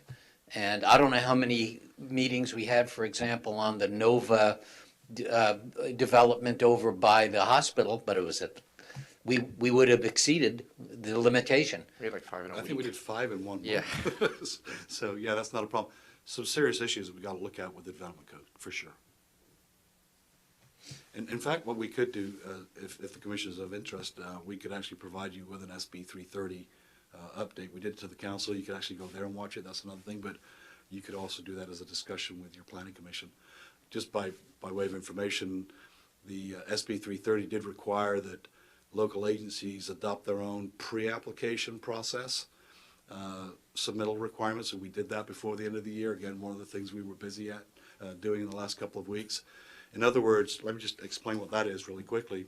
Somebody who wants to do a housing development, and I'm got to be careful of not talking this, so it wasn't on the agenda, but it's talking about what you could discuss, which is on the agenda as far as the meeting coming up with the joint city council. SB 330 in a nutshell basically said for housing development projects, a proponent like a De Nova Homes could follow this checklist, and once they put that thing in the ground, we can't ask for anything else. As long as they then come in within 180 days with a full application, they've basically vested what we can ask for them. The fees are locked in. It's like a vested right provision. So I'm happy to come back and give you more of a presentation on that. I wonder what the housing development building industry lobbyists donated to the politicians who voted for this legislation. It was hefty. The legislator is local. That's all I'll say. I'm ready to have a motion to adjourn. I move that we adjourn. Second. All in favor? Aye. Aye. Opposed?